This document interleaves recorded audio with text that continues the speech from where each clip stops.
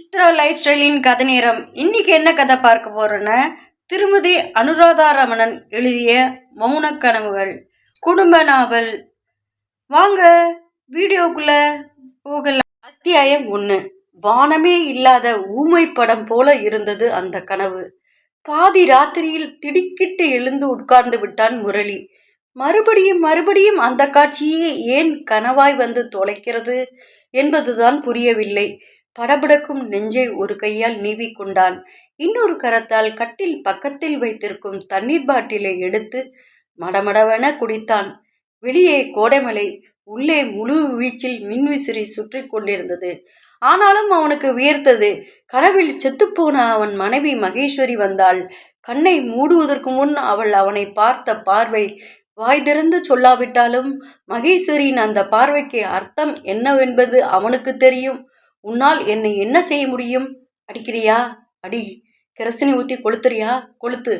ஆனாலும் மணிமாறனுக்கு அப்புறம்தான் நீ. அவர் வார்த்தைக்குத்தான் இந்த வீட்டில் முதலிடம். அவர் தெய்வம். அவர் இல்லைன்னா இந்த குடும்பமே நிலை குலைந்து போயிருக்கும். ஏற்கனவே மகேஸ்வரி பலமுறை சொன்னதுதான். உயிர் பிரியும் தருணத்திலும் கூட அவளது உலர்ந்த உதடுகள் அவர் இல்லையா அவர் என்றுதான் முனகிக் கொண்டிருந்தது. முதலில் அவள் என்ன சொல்கிறார் என்பதே புரியாமல் பதட்டத்துடன் அவள் முகத்தருகே குனிந்த முரளியை கடைசியாய் அவள் பார்த்த பார்வை அப்படியே மனதில் தங்கி போய்விட்டது. அதுதான் அவ்வப்போது கனவாய் வந்து பாடாய்படுத்துகிறது. மகேஸ்வரி இப்போது உயிருடன் இல்லை என்பதையே அவனால் பல சமயங்களில் நம்ப முடியவில்லை. வீட்டில் எதை தொட்டாலும் மகேஸ்வரியின் சுவடு இருந்தது. சமையலறையில் அவள் அடுக்கி வைத்திருந்த பாத்திரங்களும் பாட்டில்களும் அப்படியே வரிசை கலையாமல் இருந்தன. இத்தனைக்கும் அவள் அதிக நாள் அவனுடன் சேர்ந்து வாழவில்லை என்றே சொல்லலாம். எப்பொழுதாவது காற்றில் வீசும் சாரல் போல வருவாள். அவன் இதுவரையில் மெஸ்ஸில் சாப்பிட்டு கொண்டும் வீட்டில் இரவு 12 மணி வரையில் படுக்கறையே புகை மண்டலம் ஆக்கிக் கொண்டும் டிவி பெட்டியில் வினாடிக்கு ஒரு முறை சேனலை மாற்றிக்கொண்டும் உட்கார்ந்து இருப்பான்.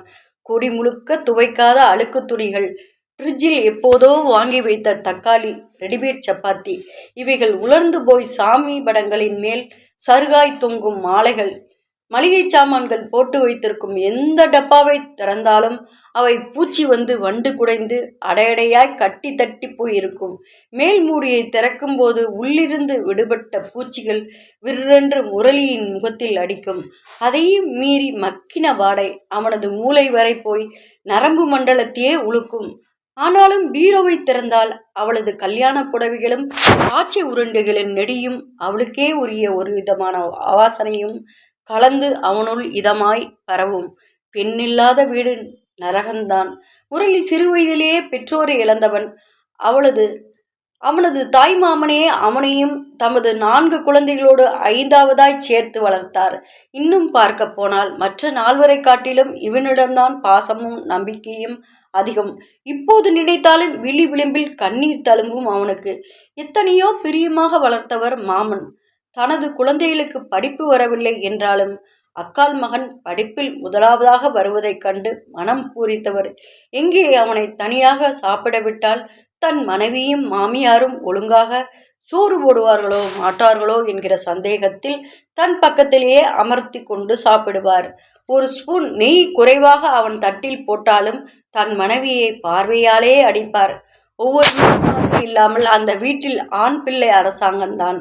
அவர் இல்லாத போது அவரது குழந்தைகளும் மனைவியும் மாமியார் கிழவியும் முரளியின் மண்டையை போட்டு உருட்டுவார்களே தவிர அவர் தலையை கண்டுவிட்டால் அத்தனை பேருமே கப்சிப்தான். உள்ளங்கைக்குள் வைத்து பொத்தி பொத்தி பாதுகாப்பது போல்தான் அவர் தன் மருமகனை வளர்த்தார். அந்த குடும்பத்திலேயே அவன்தான் கல்லூரி வாசலை மிதித்தவன். பெத்த பிள்ளைங்க சோளக்காட்டையும் கரும்பு கொள்ளையும் கட்டிட்டு மாரடிக்கிறாங்க. இவர் என்னன்னா அக்கா மகனுக்கு ஸ்கூட்டர் வாங்கி கொடுத்து காலேஜுக்கு அனுப்பி படிக்க வைக்கிறாரு. யாரை சொல்லியும் குத்தமில்ல ஆத்தா, நான் வாங்கிட்டு வந்த வரான் அப்படி. மாமன் மனைவி சொல்லி சொல்லி மாய்ந்து போனாள். இந்த குறையுடனே அவள் ஒரு நாள் கண்ணை மூடினாள். அவள் மரணப்படுக்கையில் இருந்தபோது இந்த மாமன்காரர் அறிவால் மீசிய நீவியபடியே மனைவிக்கு ஆறுதல் சொன்னார். நீ என்னை பற்றி கவலைப்படாத புள்ள. நம்ம பசங்களோ அவனுங்களுக்கு வர பொண்டாட்டிங்களோ என்னை பார்த்துக்கலைனாலும் மோசமில்லை. முரளி நான் வளர்த்த பையன். நான் சொல்கிற பொண்ணைத்தான் கட்டிக்குவான். ஏன்? கடைசி காலம் வரைக்கு அவன் வீட்டில்தான் இருப்பேன். எத்தனை திடமாய் நம்பிக்கையாய் சொன்னார் இவர். ஆனால் இன்றைக்கு நிலைமையே தலைகீழாய் மாறிவிட்டதே. அவர் பார்த்து பார்த்து கட்டிய வீட்டின் முற்றத்தில் ஏற்கனவே தூணில் கட்டு போட்டு வைத்திருக்கும் கிழக்கோம்பை நாயுடன் அவருக்கும் ஒரு பக்கம் கயிற்றுக்கட்டிலில் படுக்கை. வீட்டில் 4 மருமகள் இருக்கிறார்கள். ஆனால் பசிக்கிறது, ஒரு வாய் சோறு போடு என்று எவளையும் கேட்க முடியாத நிலைமை. எவளுக்கு எப்போது மனசு குளிர்ந்து இருக்குதோ அப்போது வட்டாவில் சோறும் அதன் மேலே புளிக்குழம்பும் ஒரு குவளையில் மோரும் கொண்டு வந்து நக்கென்று வைக்கப்படும். முரளி அவர் சீரும் சிறப்புமாய் வளர்த்த மருமகன். நொடிப்பொழுதில் அவரது கனவுகளை எல்லாம் கலைத்துவிட்டு நண்பன் மணிமாறனின் மைத்துனியான மகேஸ்வரியை திருமணம் செய்து கொள்ளப் போவதாக அவரிடம் சொன்னபோது நிலை குலைந்து போனவர்தான். பிள்ளைகளுக்கும் மருமகளுக்கும் கழுத்து மட்டும் சந்தோஷம். தம்பி மணிமாறன் சம்பந்தம் பண்ணியிருக்கும் இடம் அத்தனை சரியில்லடா. நான் குலம் கோத்திரம் ஜாதி மதமெல்லாம் பார்க்கலை. ஆனா வீட்டுக்கு அடக்கமா நீ பசிச்சு வரும்போது குறிப்பெறிஞ்சு வட்டில் போட்டு அடக்கமா பரிமாறுகிறவளா இருக்கணும்ப்பா. மகேஸ்வரியோட அப்பாவுக்கு தலைக்கு மேல கடன். என்கிட்ட கூட வந்து நிலத்தை அடமான வச்சுக்கிட்டு ஏதாவது தாங்கன்னு கேட்டு இருக்காரு. வீட்டில் வரிசையா கல்யாணத்துக்கு 4 பொண்ணுங்க, வேலைக்கு போகாத ஊரை சுத்துற 2 பசங்க. ஆனா எதை பத்தியுமே கவலை இல்லாம கையில் காசு இருக்கிற அன்னைக்கு விடாக்கோழியும் மீன் வறுவலுமா சமைச்சு தின்னுட்டு தலை நிறைய கனகாம்பரமும் மல்லிகைப்பூவுமா வளைச்சி வச்சுட்டு இந்த பெண்ணோட அம்மா கல்யாணமாகாத வயசு பொண்ணுங்களையும் கூட்டிக்கிட்டு தியேட்டர் வாசல்லே பழி கிடப்பா. அது மேட்னியோ சாயந்தர ஆட்டமோ நைட் ஷோவோ எதை பற்றியும் கவலை இல்லை. அடுத்த நாளைக்கு காளிச்சட்டியை உருட்டுற போதான் மறுபடியும் பணத்தோட சிந்தனையே வரும். 50க்கும் 100க்கும் கூட இல்லாமல் என்னென்னவோ வேலையெல்லாம் பண்ணுறதா கேள்வி. வேண்டாமே, நாம கௌரவப்பட்டவங்க. முதன்முறையாக மாமனின் பேச்சை புறக்கணித்தான் முரளி. மகேஸ்வரி அப்படிப்பட்ட பெண் இல்லை என்றும் தனது ஆரியர் நண்பன் மணி அந்த வீட்டின் சிரமங்களையெல்லாம் தன் தோளில் சுமக்கிறான் என்றும் இப்போது அந்த வீட்டில் பணக்கஷ்டமே இல்லை என்றும் மகேஸ்வரி தனக்கு மனைவியாக வந்தாலும் கண்டிப்பா அவரை நடுக்கூடத்தில் உட்கார வைத்து வாய்க்கு வேண்டியதை சமைத்து போடுவாள் என்றும் இப்போதே அவள் மாமா எப்படி இருக்கிறார், சாப்பிட்டாரா, மருந்து வாங்கி கொடுத்தீர்களா என்று பிரியமாக விசாரித்ததாகவும் சொல்ல பெரியவர் தூணில் கட்டி போட்டிருக்கும் கிளநாயை பார்த்து சிரித்தார். அந்த சிரிப்புக்கு அர்த்தம் என்னவென்று அப்பொழுது புரியவில்லை முரளிக்கு. புரிந்தபோதே எல்லாமே அவன் கைமீறி போயிருந்தது. திருமணம் முடிந்து அந்த வீட்டுக்கு வந்து சரியாய் 10 நாள்தான் தங்கினாள் அவள். 11ஆம் நாளே அங்குள்ள மூத்த மருமகளுக்கும் அவளுக்கும் ஒத்து வராமல் போய் தனி வீடு பார்த்து போனால்தான் நான் மறுபடியும் குடித்தனம் வருவேன் என்று சொல்லிவிட்டு போனவள்தான். இவன்தான் மயிலாப்பூருக்கும் ராயபுரத்துக்கும் அலைந்தான். கடைசியில் மணிமாறன் தான் திருவல்லிக்கணியிலே ஒரு ஜாகை பிடித்து கொடுத்தான். காத்து நல்லா வரும்டா. என்ன 2வது மாடியில வீடு, நல்ல தண்ணீர் வசதி இருக்கும். உனக்கு மவுண்ட் ரோடு ஆஃபீஸ் போக ரொம்ப வசதி. சாயந்தரம் ஆச்சுன்னா மகேஸ்வரி அழைச்சிட்டு பொடி நடையா பீச்சுக்கு போகலாம். பார்த்தசாரதி கோயிலுக்கு போகலாம். ரத்ரா கபையில் முருகலா ரவா தோசை சாப்பிடலாம். மகேஷுக்கு ரொம்ப பிடிக்கும். முரளி அப்பாவியா கேட்டான். அது சரிடா, எங்க மாமாவை அழைச்சிட்டு வந்து வச்சுக்கிறதுன்னா வசதிப்படுமா? 2 மாடி எப்படி அவர் ஏறி இறங்குவார்? மணிமாறன் இதற்கு பதில் சொல்லாமல் சிரித்தான். அத்தியாயம் 2. எத்தனைதான் கட்டுப்படுத்தி வைத்து கொண்டாலும் மேயப்போன ஆடுகள் பழக்க தோஷத்தில் தானே வீடு திரும்புவது போல் முரளியின் கால்களும் சனி ஞாயிறு ஆனால் ராயபுரத்தில் உள்ள மகேஸ்வரின் பிறந்த வீட்டுக்கு தானே போய் நிற்கும்.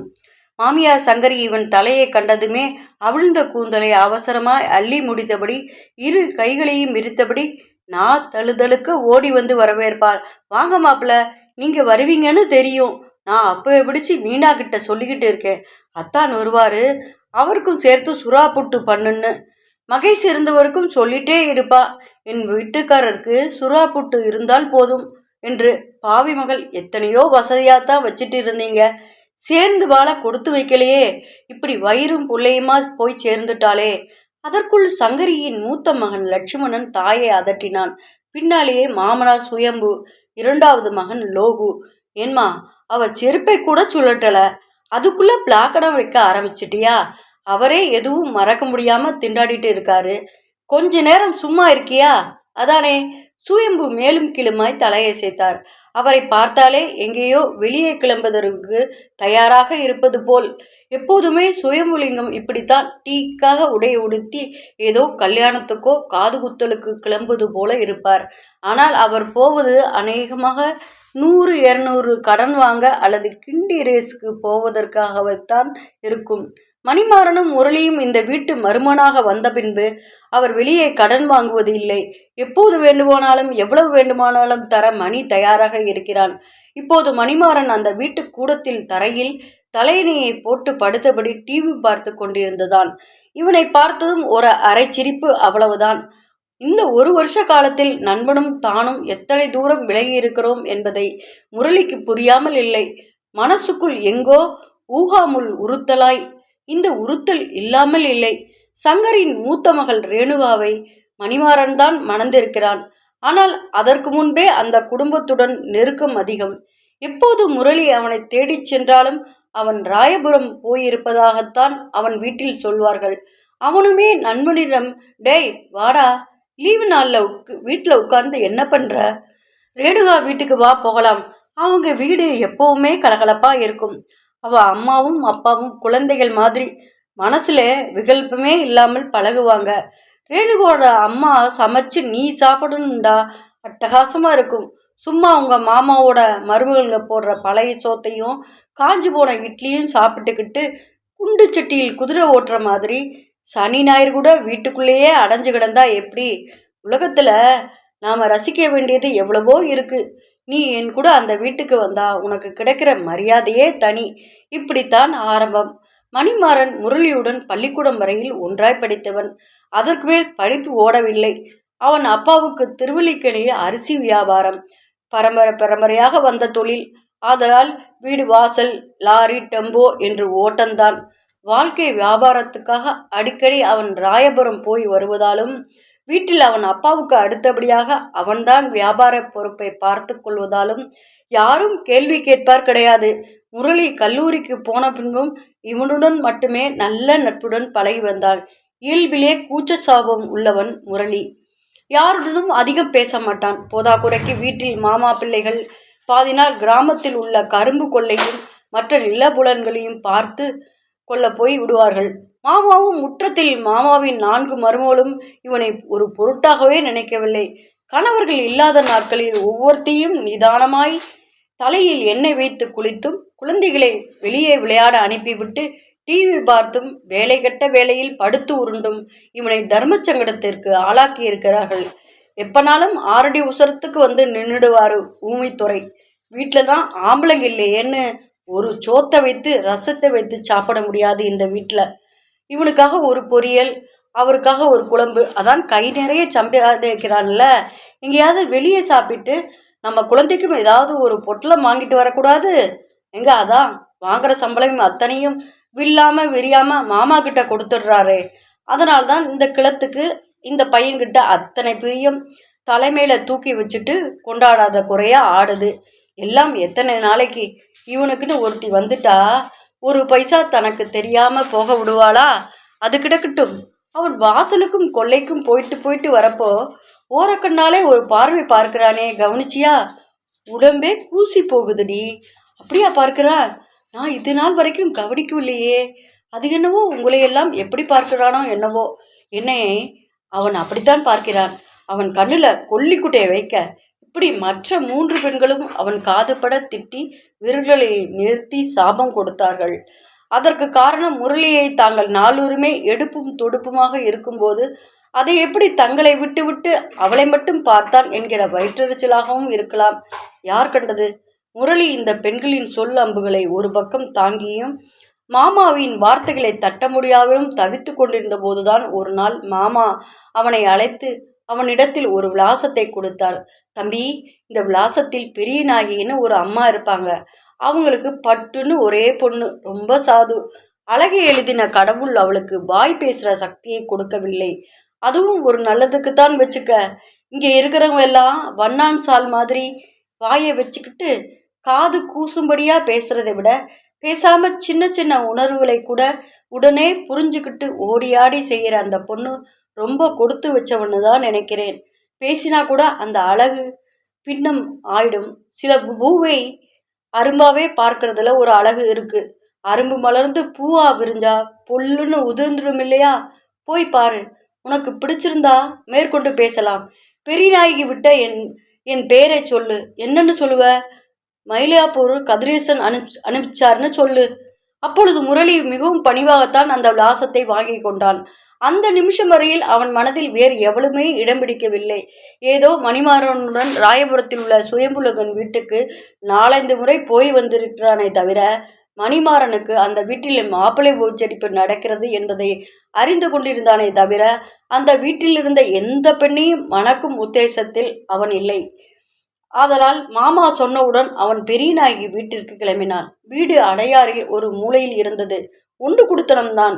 எல்லா குடுத்தனங்களையும் தாண்டி பின்கட்டுக்கு போனால் 10 அடிக்கு 10 அடியே உள்ள ஒரு அறையில் தரையில் கோரைப்பாய் விரித்து படுத்திருந்தாள் அந்த பெரிய நாயகி. நெற்றி நிறைந்த குங்குமப்பொட்டு, முகம் முழுக்க பசேல் என்ற மஞ்சள் பூச்சு, எள்ளும் பச்சரிசியும் கலந்தாற்போல் தலைமுடி, பருமனான தேகம்.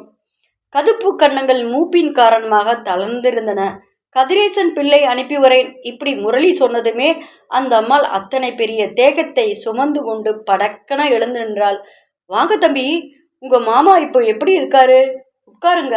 இப்படி உபச்சரித்தவள் வாசல் பக்கம் சைக்கிள் டயரை வேகமாக உருட்டி சென்ற சிறுவனை அழைத்து, உள்ளே பட்டு இருப்பா, நான் சொல்லி கூப்பிடு போ என்றாள். பட்டு வெளியே வர உண்மையிலே முரளி செமித்து அமர்ந்து விட்டான். ஆனால் அவனை மணந்து இம்சிப்பதற்காகவே ராயபுரத்தில் சங்கரி ஒரு பெண்ணை பெற்று வைத்திருந்தாளே. அத்தியாயம் 3. மகேஸ்வரியுடன் எதை பார்த்து மயங்கினோம்? இன்று வரையில் முரளிக்கு புரியாத புதிராகவே இருந்தது. ஒன்று மட்டும் நிச்சயம், சிறு வயதிலிருந்தே அவனுக்கு தாயின் பாசம் என்றால் என்னவென்றே தெரியாது. கூட பிறந்தவர்கள் என்று யாருடனும் சிரித்து பேசியது இல்லை. மாமா வீட்டை பொறுத்தவரையில் அவன் தீண்டத்தகாதவன். இப்படியே 25 வயது வரையில் வளர்ந்தவனுக்கு சுயம்புலிகத்தின் வீடு ஒரு ஆச்சரியமான தேவலோகம் மாதிரி, தவறு கந்தர்வலோகம் மாதிரி தெரிந்ததில் வியப்பில்லை. அப்படி ஒன்றும் சுயம்புலிங்கத்தின் வீடு வசதி படுத்தது இல்லை. வீட்டில் 5 பெண்கள் போதாக்குறைக்கு இந்த பெண்களை பெற்ற தாய் சங்கரியாக மொத்தம் 6 பெண்கள். அந்த வீடு பண்டிகை காலத்து தையல் கூடம் மாதிரி இருந்து, கூடத்து கொடி முழுக்க பாவடை, தாவணி, சுடிதார், ரவிக்கைகள், சைஸ் வாரியாக உள்ளாடைகள் தோரணங்களாய் தொங்கிக் கொண்டிருக்க, குறுக்கையும் நெடுக்கையும் இந்த இளம் பெண்கள் ஓடிக்கொண்டிருக்க, சங்கரியின் மகன்கள் இருவரும் என்னவோ மணிமாறனுக்காகவும் முரளிக்காகவும் காத்திருந்தது போல் ஓடி வந்து இறுக தழுவிக்கொள்ளாத குறையாக வரவேற்பார்கள். வெள்ளையும் சொல்லையுமாக உடுத்த சுயம்புலிங்கம் என்ன வெளியில் இருக்கிறார் என்பது அப்பொழுதெல்லாம் முரளிக்கு தெரியாது. எங்கோ கிளம்பிட்டு இருந்த மாதிரி இருக்கு, நாங்கள் வந்து கெடுத்துட்டோமோ இப்படி அவன் அப்பாவியாக கேட்டிருக்கிறான். அதற்கு கணவர் பதிலளிக்கும் முன் சங்கரியே விழுந்தடித்து கொண்டு பதில் சொல்லியிருக்கிறாள். ஆமாம் போங்க தம்பி, பெரிய கலெக்டர் வேலை, வராதவங்க வந்திருக்கீங்க, எல்லாம் இருப்பாரு, உட்காருங்க. முதல்ல சூடா காப்பி கட்டு தர சொல்கிறேன். எங்கே போயிட்டா ரேணுகா? மணியை பார்த்ததுமே அவள் உள்ளே போய் ஓடி போய் ஒளிஞ்சிருப்பாளே. ஏய் மகேஷ், மீனா, அடி சின்னவ எங்கடி நளினா, யாராவது வந்து இந்த ஃபேனை போடுங்க, சூடா குழாப்புட்டும் கடலை சுண்டலும் இருக்குது, ஒரு தட்டில் போட்டு எடுத்துட்டு வாங்க, அப்படியே ஸ்ட்ராங்காக 2 காப்பி. ஆமாம், அதுக்கு ஒரு தரம் ஏலம் போட வைக்காதீங்க, இதை சகோதரர்களில் ஒருவன் கூறுவான்.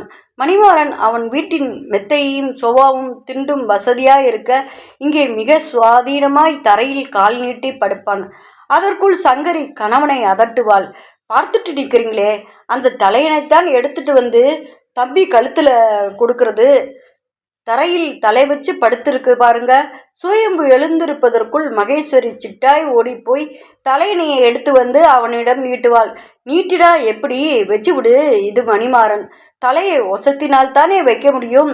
இது மகேஸ்வரியின் சினுங்கள், என்னால் கழுத்தை ஒசத்த முடியல, நீயே தூக்கு. மணிமாறன் பிடிவாதம் பிடிக்க மகேஸ்வரி சினுங்குவாள், முறைப்பாள். கூடவே பக்கத்தில் பரமசாதுவாய் அமர்ந்திருக்கும் முரளியை காட்டு. உங்கள் ஸ்ரீதர் பாருங்க, சாதுவாய் இருக்கார், நீங்க தான் சரியான வம்பு பிடிச்ச ஆளு. இந்த வம்பு வழக்கு எல்லாம் எங்க அக்கா கிட்ட வச்சுக்கோங்க, எங்கிட்ட வேணாம். இப்படி ஒரு பக்கம் சொல்லிக்கொண்டே ஒரு கையை அவன் கழுத்துக்கடியில் கொடுத்து தூக்க முயற்சிப்பான். அவன் வேண்டுமென்றே தலையை தரையோடு அழுத்தி கொள்வான். தூக்கு என்ன, நீ இத்தனை வீக்கா இருக்க, சரியா சாப்பிடவே மாட்டியா? மணிமாறன் கிண்டலடிக்க கூடமே ஒருமுறை சிரிப்பில் அதிரும். முரளிக்கு அந்த பக்கம் திரும்பி பார்க்க கூச்சமாக இருக்கும். அதே சமயம் இந்த சிரிப்பும் சங்கரியின் பரிவான உபச்சரிப்பும் கூடம் முழுக்க பட்டாம்பூச்சிகள் போல பறக்கும் பெண்களும் மனசுக்குள் புகுந்து எங்கோ எப்போதோ அடிபட்ட ரணகாயத்துக்கு மயிலிறகாய் மருந்து தடவது போல் சுகமாய் இருக்கும். அப்பொழுதுதான் ஒரு நாள் மணிமாறன் அந்த குண்டை தூக்கி வீசினான். நான் ரேணுகாவை கட்டிக்க போறேன் தெரியுமில்ல? பேச்சிலிருந்து தெரிஞ்சுக்கிட்டேன்.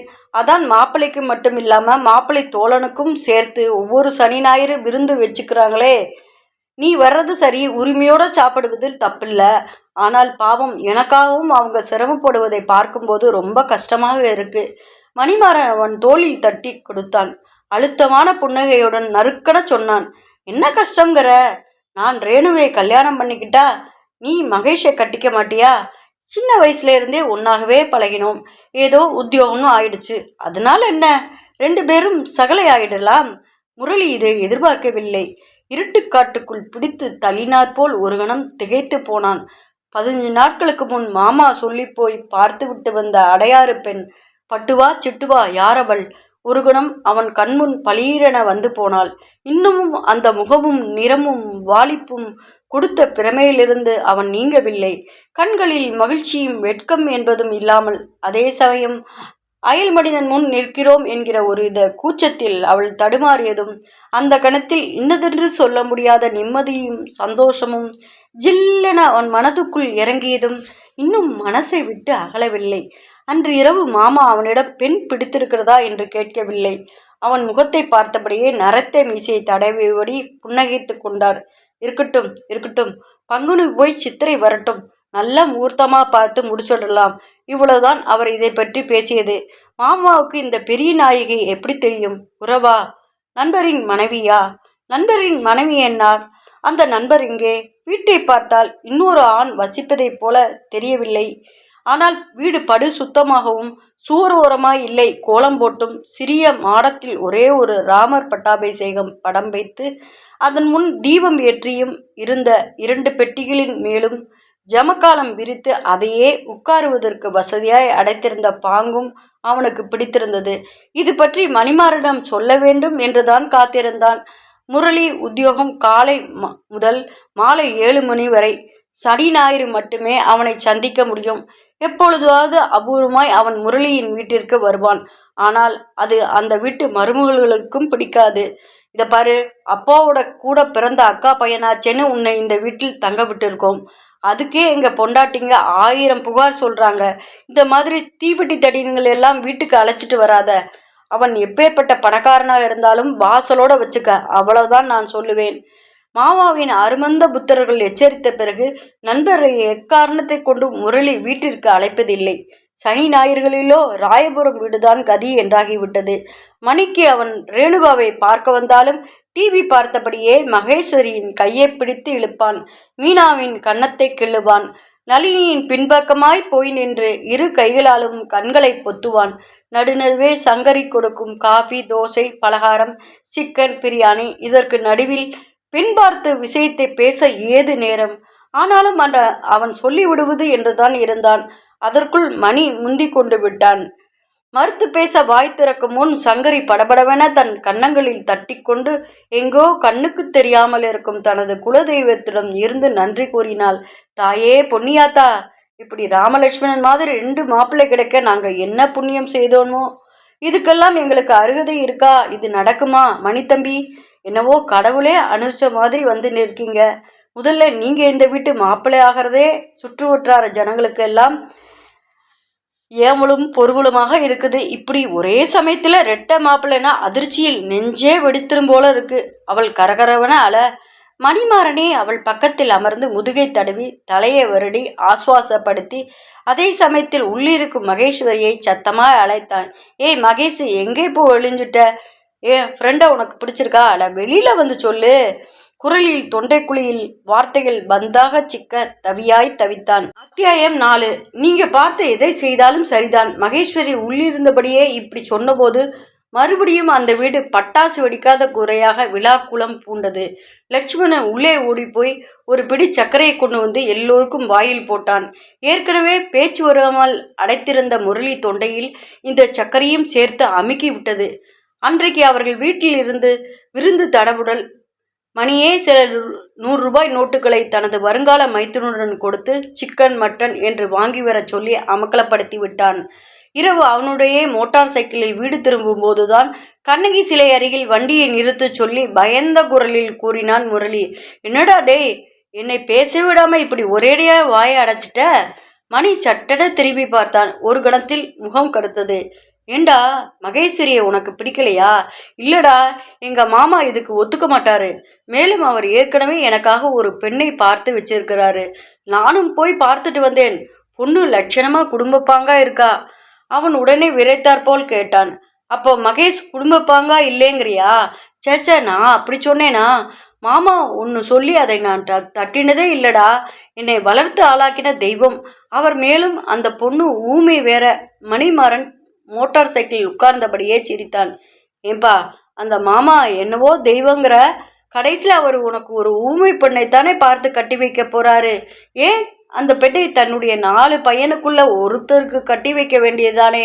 ஒவ்வொரு மருமகளுக்கும் வாய் காது வரை கிளியது. நீதான் இளிச்சவாயின் அகப்பட்டியா? சில நேரங்களில் நமக்கு போதாத காலம் என்று வரும்போது விதி இப்படித்தான் யாரு ரூபத்திலாவது வந்து புத்தியை வேதளிக்க வைக்கும். அந்த கணத்தில் முரளிக்கும் நண்பன் சொன்னது நியாயமாகவே பட்டது. மாமாவை எதிர்த்து கேட்க பயம் தடுத்தாலும் உள்ளுக்குள்ளேயே நண்பன் எழுப்பிய கேள்வி தெளிந்த குளத்தில் கல்லை விட்டார் போல் சலனப்படுத்தி கொண்டே இருந்தது. மணி சொல்றதும் நியாயம்தானே. அவரோட பையனுக்கெல்லாம் வசதியான ஊனம் அற்ற பொண்ணுங்களா பார்த்து கட்டி வச்சிருக்காரு. எனக்குன்னு எங்கே இருந்து தேடி பிடிச்சாரு இந்த ஊமை பெண்ணே? இவளையே தன்னோட 4 பையன்ல ஒருத்தருக்கு, ஏன் அவரோட கடைசி பையன் சுகுமார் என்னை விட சின்னவன் தானே, அவனுக்கு கட்டி இருக்க வேண்டிதானே? ஊர்ல பம்பு செட்டில் குளிச்சுட்டு இருந்த பொண்ணுகிட்ட சில்மிசம் பண்ணினான்னு அவசர அவசரமா பலாத்தோப்பு ஜவுளி கடைக்காரர் பெண்ணை கட்டி வைக்கலையா? எனக்கு இப்பவே மாமாவை விட்ட யாரும் கிடையாது. அந்த ஊமை பெண்ணுக்கு அவங்க அம்மாவை விட்ட யாரும் கிடையாது. ஏதோ பண்டிகை நாள் கிழமை பிரசவம்னு இழுத்து போட்டுட்டு செய்ய அன்பா கூப்பிட்டு சாப்பாடு போட யார் இருக்காங்க? இதுவே மகேஸ்வரியை கல்யாணம் பண்ணிக்கிட்டா எனக்குன்னு ஒரு குடும்பமே உருவாகிவிடும். ஆச்சு. அடுத்து மீனா கல்யாணத்துக்கு நானும் மணிமாறனும் பெரிய மாப்பிள்ளைங்க என்கிற கௌரவத்தோட தலை நிமிர்ந்து நடக்க முடியும். அந்த குடும்பத்தையும் முன்னுக்கு கொண்டு வரலாம். இன்னைக்கு மணிமாறனுக்கே கிடைக்கிற மரியாதை எனக்கும் கிடைக்கும்ல. எப்பொழுது இப்படி ஒரு எண்ணம் மனதில் தோன்றியதோ அப்போதிருந்து மாமா அடையாறு விட்டு பெரிய நாயை பற்றி பேச்சை எடுத்தாலோ கல்யாண பேச்சை எடுத்தாலோ நாசுக்காக நழுவ தொடங்கினான். இலே, இங்க வாடா, மூர்த்த தேதி வைக்கணும். உங்க அம்மாவோட 8 பவுன் சங்குலியும் தாலிக்கடியும் மொத்தம் 15 பவுன் நகை எங்கிட்ட இருக்கு. அதை அப்படியே அந்த பொண்ணுக்கு போட்டு விடலாம் என்று நினைக்கிறேன். அழிச்சு கிழிச்சு ஒன்றும் நாசம் பண்ண வேண்டாம். அந்த பொண்ணு அப்படியெல்லாம் கேட்கக்கூடியவில்லை. எதை கொடுத்தாலும் சந்தோஷமா ஏத்துப்பா. ஒரு நிமிஷம் உட்காருடா. நாம 2 பேரும் அந்த வீட்டுக்கு எப்போ போகலாம் சொல்லு. இப்போ வேணாம் மாமா, ஆஃபீஸில் ஆடிட்டிங் டைம், இன்னும் கொஞ்ச நாள் போகட்டுமே. இப்படி தள்ளி போட்டு கொண்டே போனவன் இந்த பக்கம் மணிமாறன் நெருக்க நெருக்க ஒரு நாள் மாமாவிடம் சொல்லியே விட்டான். இதை கேட்டு அவர் அதிர்ந்தே போய்விட்டார். என்னடா சொல்ற? யார் அந்த பொண்ணு? முரளி சொன்னான். பெரியவரின் நரைத்து அடர்ந்த புருவங்கள் ஒரு முறை ஏறி இறங்கின. அப்பொழுதுதான் அவர் சுயம்புலிங்கத்தை தனக்கு ஏற்கனவே தெரியும் என்றும் பார்க்கிற நபர்களிடமெல்லாம் கடன் கேட்டு அதை வாங்கி ரேசிலும் சீட்டிலும் தொலைப்பதே அவர் வேலை என்றும் சங்கரின் படோபகரமான செலவுகள் பற்றியும் எடுத்து கூறினார். ஆனாலும் அப்போது முரளியின் மனதை நொண்டி பிடிவாதமாய் மாமாவின் வார்த்தைக்கு கட்டுப்படக்கூடாது என்கிற எண்ணமே மேலோங்கி நின்றது. மௌனமாகவே அவரது வார்த்தைகளை அலட்சியப்படுத்தினான். அந்த சமயத்தில் தான் அவர் சொன்னார். நான் எடுத்து வளர்த்த குழந்தை நீ. உனக்கு எது நல்லது என்பது எனக்குத்தான் தெரியும். வாய் பேச முடியாதது ஒரு குறை என்று நீ நினைக்கிற. அந்த மௌனம் கூட ஒரு அழகுன்னு நான் நினைக்கிறேன். சின்ன வயசுல உன்னை தராசுரம் பட்டீஸ்வரம் எல்லாம் அழைச்சிட்டு போயிருக்கேனே, நினைவு இருக்கா? அங்க இருக்கிற ஒவ்வொரு சிலையும் என்னை கொஞ்சம் பாருன்னு வாயை திறந்தா சொல்லிச்சு. ஆனால் நீயும் நானும் மணிக்கணக்கா ரொம்ப பிடிச்சு போய் அங்கேயே சுற்றி சுற்றி வந்தோமே. ஏண்டா, அந்த அழகு நம்மை கட்டி விட்டது. ஒருவேளை வாய் திறந்து பேசியிருந்தா அங்கே நாம் நின்றிருக்க மாட்டோமோ என்னவோ. அப்பொழுதுதான் முரளி முதல் தடவை மாமாவை எதிர்த்து கேட்டான். ஆமா, இவ்வளவு சொல்றீங்களே, அந்த ஊமை பொண்ணை சுகுமாரனுக்கு கட்டி வச்சிருக்கலாம்ல? 4 மருமகள்ல ஒரு மருமகளாவது உங்ககிட்ட பிரியமா பாசமா நடந்துக்குவாள்ல? அவளை என் தலையில் தான் கட்டணும்னு காத்துக்கிட்டு இருந்தீங்களா? முரளியிடமிருந்து இப்படிப்பட்ட வார்த்தைகளை எதிர்பார்க்கவில்லை. அவர் ஒரு கணம் ஆடி போய்விட்டார். இதற்குள் பெரிய மகள் முற்றத்தில் நடந்த பேச்சுவார்த்தை இளையவரிடம் சொல்ல, அவள் தன் கணவனிடம் ஒளிபரப்ப, அவன் மறுநாள் காலையில் முற்றத்து மூலையில் பல்துளக்கி துப்பியபடியே கேட்டான். ஆமா பெருசு, யார் அந்த பெரிய நாயி? எங்கே இருந்து பிடிச்சிங்க? கேட்கிறேன்ல. ஏதோ போட்டது தின்னுட்டு நெல்லோடு விழுந்து கிடக்காம ஊர்ல இருக்கிற செவிடு ஊமை நொண்டி புடத்துக்கெல்லாம் கல்யாணம் செஞ்சு வச்சு புண்ணியம் கட்டிக்க பார்க்கிறீங்களாக்கும். யார் அவங்க? என் சிநேகிதன் பொண்டாட்டியும் பொண்ணும். அப்போ அவருக்கு இல்லாத அக்கறை உங்களுக்கு எதுக்கு? இப்போ இவன் இல்லை, சாமியாரா போயிட்டான். முரளி நான் வளர்த்த பையன், நான் சொல்றதை கேட்பான்னு பார்த்தேன். பார்த்தீங்கல்ல, நல்லா கரியை வாரி பூசினானா? பிள்ளையார் கோயில பெருக்கலாம் முழுகலாம், பாயை போட்டு தூங்க முடியாது. என்ன இருந்தாலும் பெத்த பிள்ளைங்க தனிதான், வளர்ப்பு தான் பாருங்க. மூஞ்சில அடிச்சாப்புல பேச்சிட்டு போயிட்டான். எங்க 4 பேர்ல ஒருத்தனாவது நீங்க பார்த்து வச்ச பொண்ணு வேண்டாம்னு சொன்னோமா? இதுல இருந்தாவது புரிஞ்சுக்கோங்க. அன்றைக்கு மாமா கயிற்றுக்கற்றில் இரு கையிலையும் ஊன்றியபடி தலை குடிந்து உட்கார்ந்திருந்த காட்சி இன்றளவும் முரளியின் நெஞ்சை பிசைவதாக. அப்பொழுது அவன் நினைத்ததுண்டு, இந்த வருத்தம் எல்லாம் கொஞ்ச நாளைக்குத்தான். மகேஸ்வரியை கட்டிட்டதுக்கு அப்புறம் நாம இந்த வீட்டிலேயே இருக்க வேண்டாம். தனி குடுத்தனம் போய் மாமாவையும் அழைச்சிட்டு போய் கூட வச்சுக்கணும். மகேஸ்வரி நல்ல பொண்ணு. அவ சிரிச்சு சிரிச்சு பேசுறதுலேயே மாமா உருகி போயிடுவாரு. இந்த நினைப்பினால்தான் அவன் கல்யாணத்துக்கு பத்திரிகை வைத்த போது மாமாவோ அவர் பிள்ளைகளோ வராமல் மூக்கை அறுத்த போது வருத்தப்பட்டானே தவிர பெருசா எடுத்துக்கொள்ளவில்லை. ஆனால் மகேஸ்வரியோ வந்த 10வது நாளே முகத்தை சுருக்கியபடியே சொன்னாள். உங்க மாமா தினமும் குளிக்க மாட்டாரா என்ன? ஒரே மூத்திர நாத்தமும் டர்பைன் நாத்தமுமா இருக்கு. அத்தியாயம் 5. இதுதான் ஆரம்பம். மருமகளே தேவலை என்று ஆக்கிவிட்டாள் மகேஸ்வரி. சரியாய் 1 மாதம்தான். அதற்குள்ளேயே 4 அணியும் தனி கட்சியுமாய் பிரிந்து மாமாவின் பிள்ளைகள் தங்கள் மனைவிகளுக்கு பரிந்து வந்து மாமாவோ இவளை அன்போடு அழைத்து 4 வார்த்தை நல்ல விதமாக எடுத்து சொல்ல போக நான் இங்கே இருக்கவே மாட்டேன் என்று அடம்பிடித்து அழுது பட்டினி கிடந்து கடைசி முரளியே கொண்டு போய் ராயபுரத்தில் விட்டு வந்தான்.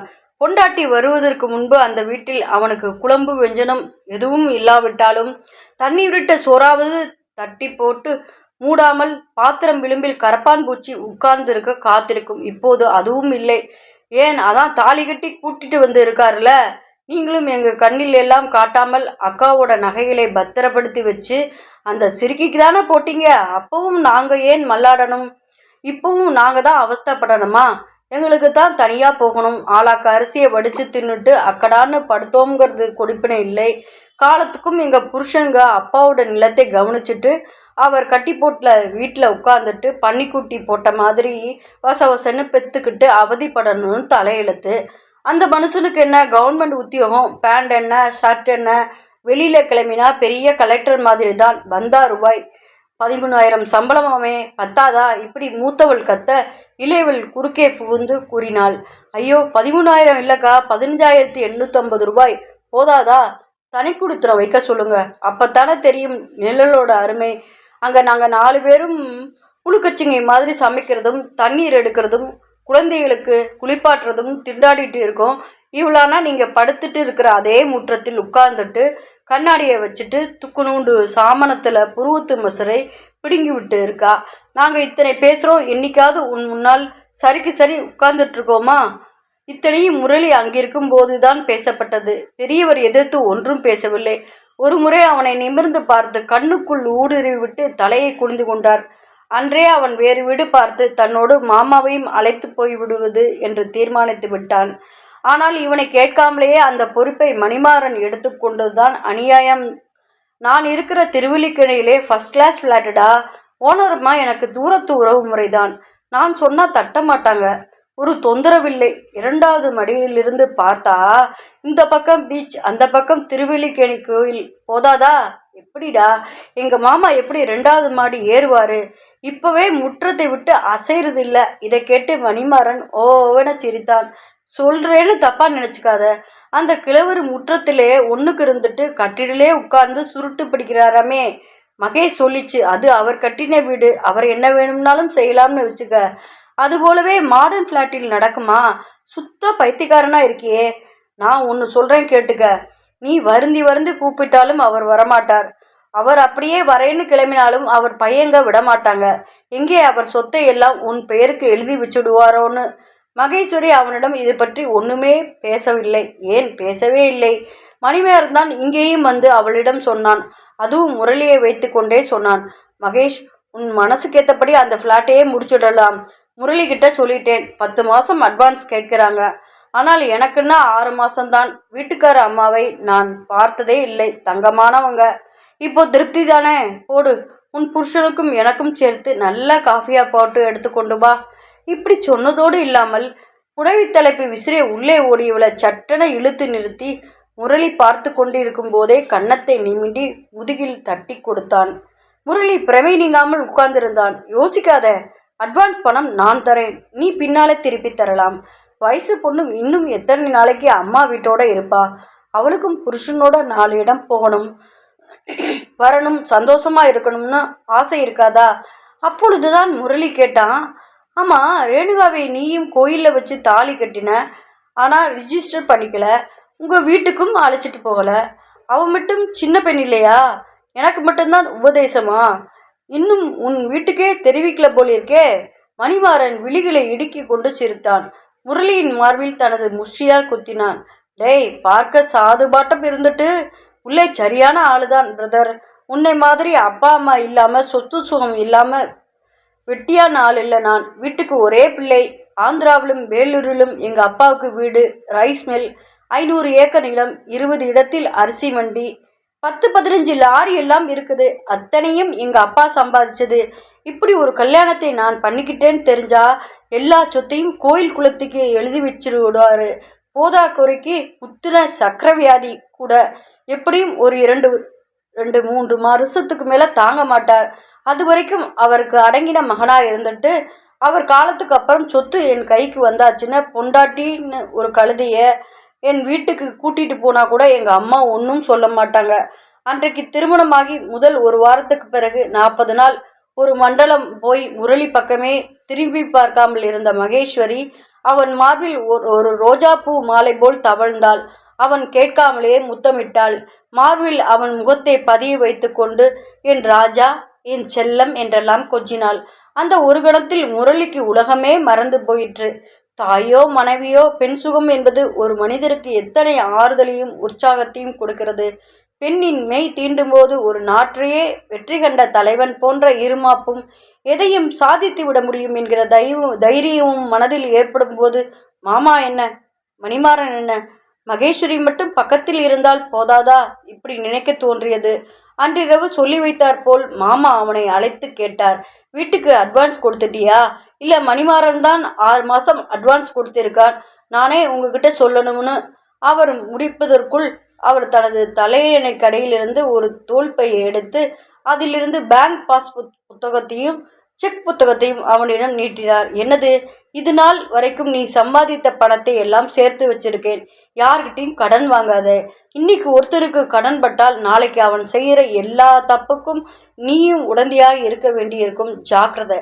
அவ்வளவுதான். அதற்கு பிறகு கிட்டத்தட்ட 3 மாதங்கள் திருவல்லிக்கேணி தனிக்குடித்தனத்தில் மாமாவும் அவர் பாசப்பார்வையும் காணாமலே போயிற்று. வீடு நன்றாகத்தான் இருந்தது. வீட்டுக்கு தேவையான பாத்திரம் பண்டங்களை சங்கரியோ சுயம்புவோ தருவார்கள் என்று முரளி எதிர்பார்க்கவில்லை. தானே லிஸ்ட் போட்டு மகேஸ்வரியும் அழைத்து கொண்டு போய் வாங்கி வர எண்ணினான். மகேஸ்வரி, சாயந்தரம் ஆஃபீஸ் விட்ட உடனே சீக்கிரம் வந்துடுறேன். 2 பேருமா போய் வீட்டுக்கு ரொம்ப முக்கியமான தேவையான கேஸ் அடுப்பு, மிக்சி, பாத்திரம் எல்லாம் வாங்கிட்டு வந்துடலாம். இப்போதைக்கு கட்டில் வேணாம், பாய் தலையினை போதும். அடுத்த மாதம் பட்ஜெட்டில் அதை பார்த்துக்கலாம். எங்கே படுத்தா என்ன? இப்படி கூறி அவளை பார்த்து அவன் கண் சிமிட்ட அவளோ நகத்தை குறித்தபடி நிதானமாய் கூறினாள். அவரும் வந்துடட்டுமே, 3 பேருமா சேர்ந்து போகலாம். அவரா? எவரு? அதான் மணியத்தான். அவருக்கு எல்லா சாமானையும் பார்த்து வாங்க தெரியுங்க. உங்களுக்கு அத்தனை தெரியாது. முரளிக்கு விழுந்த முதல் அடி இது. அத்தியாயம் 6. ராயபுரின் வீட்டின் கும்பலும் கூச்சலும் திருவல்லிக்கேணி வீட்டில் அவ்வப்போது புயல் போல ஆக்கிரமித்து விட்டு போகும். மகேஸ்வரி முரளியுடன் சேர்ந்து வாழ்ந்த அந்த 3 மாத காலத்தில் அவளது பெற்றோரோ சகோதரிகளோ இங்கே இருப்பார்கள். இல்லாவிட்டால் இவள் அங்கே போய்விடுவாள். திருமணமான இளஞ்சோடிகளுக்கு என்று இருக்க வேண்டிய தனிமையோ கொஞ்சலோ எதுவும் கிடையாது. ஆனால் ஒன்று மட்டும் நிச்சயம், மகேஸ்வரிக்கு ஏதாவது காரியமாக வேண்டியிருந்தால் மட்டும் அவனிடம் வலிய வந்து ஒட்டி கொள்வாள். அதுவும் கூட எப்பொழுதாவது தான். எல்லாவற்றிற்கும் தான் மணிமாறன் இருக்கிறானே, அவன் சொன்னதுதான் வேதபாக்கு. மகேஸ்வரி மட்டுமல்ல, அந்த குடும்பமே மணிமாறனை தூக்கி வைத்து கொண்டாடியது. ஒரு வினோதமான வேடிக்கையாக இருந்தது. இன்றளவும் அந்த வீட்டில் உள்ள ஃப்ரிட்ஜ், டிவியிலிருந்து கரண்டி, ஸ்பூன் வரையில் சகலத்துக்கும் பணம் கொடுத்தது மட்டும்தான் முரளி. பொருள்களை பார்த்து வாங்கி போட்டதெல்லாம் மணிதான். நமக்கு சின்ன ஃப்ரிட்ஜ் போதாது, எதுக்கு இவ்வளவு பெருசு? இதற்கு மகேஸ்வரி பதில் சொல்வதற்கு முன் மணிமாறன் தான் பதில் அளிப்பான். ஏண்டா, குடும்பம்னா இப்படியே இருந்துடுமா? நாளைக்கு புள்ளை குட்டி பிறந்தா அப்பப்போ வேற ஃப்ரிட்ஜ் வாங்குவியா? மேலும் நம்ம மாமியார், மாமனார், மச்சனர், மச்சினி இவங்க எல்லாம் வந்தா போனா கொஞ்சம் அதிகமாக தண்ணி, பால் வைத்து கொள்ள வேண்டாமா? இப்படி ஒவ்வொன்றிற்கும் மணி தன் முத்திரையை பதித்தான். முரளி அலுவலகம் முடிந்து வீடு திரும்பும்போது அநேகமாக 7 மணி ஆகிவிடும். அவன் வரும்போதெல்லாம் மணிமாறன் அவன் வீட்டில்தான் உட்கார்ந்து இருப்பான். அதுவும் எப்படி, ராயபுரம் வீட்டில் எத்தனை உரிமையுடன் தலையணை போட்டு டிவி பார்ப்பானோ அத்தனை உரிமையுடன் மகேஸ்வரியும் அவன் பக்கத்தில் உட்கார்ந்தபடி ஏதாவது குறித்து கொண்டே டிவியை ரசித்து கொண்டிருப்பாள். கணவன் களைப்புடன் வீடு திரும்பி இருக்கிறானே, அவனுக்கு ஏதாவது காஃபியோ டீயோ கொடுக்க வேண்டும் என்கிற உணர்வெல்லாம் கிடையாது. அறியாத்தனமா அல்லது அலட்சியமா என்பதும் முரளிக்கு தெரியாது.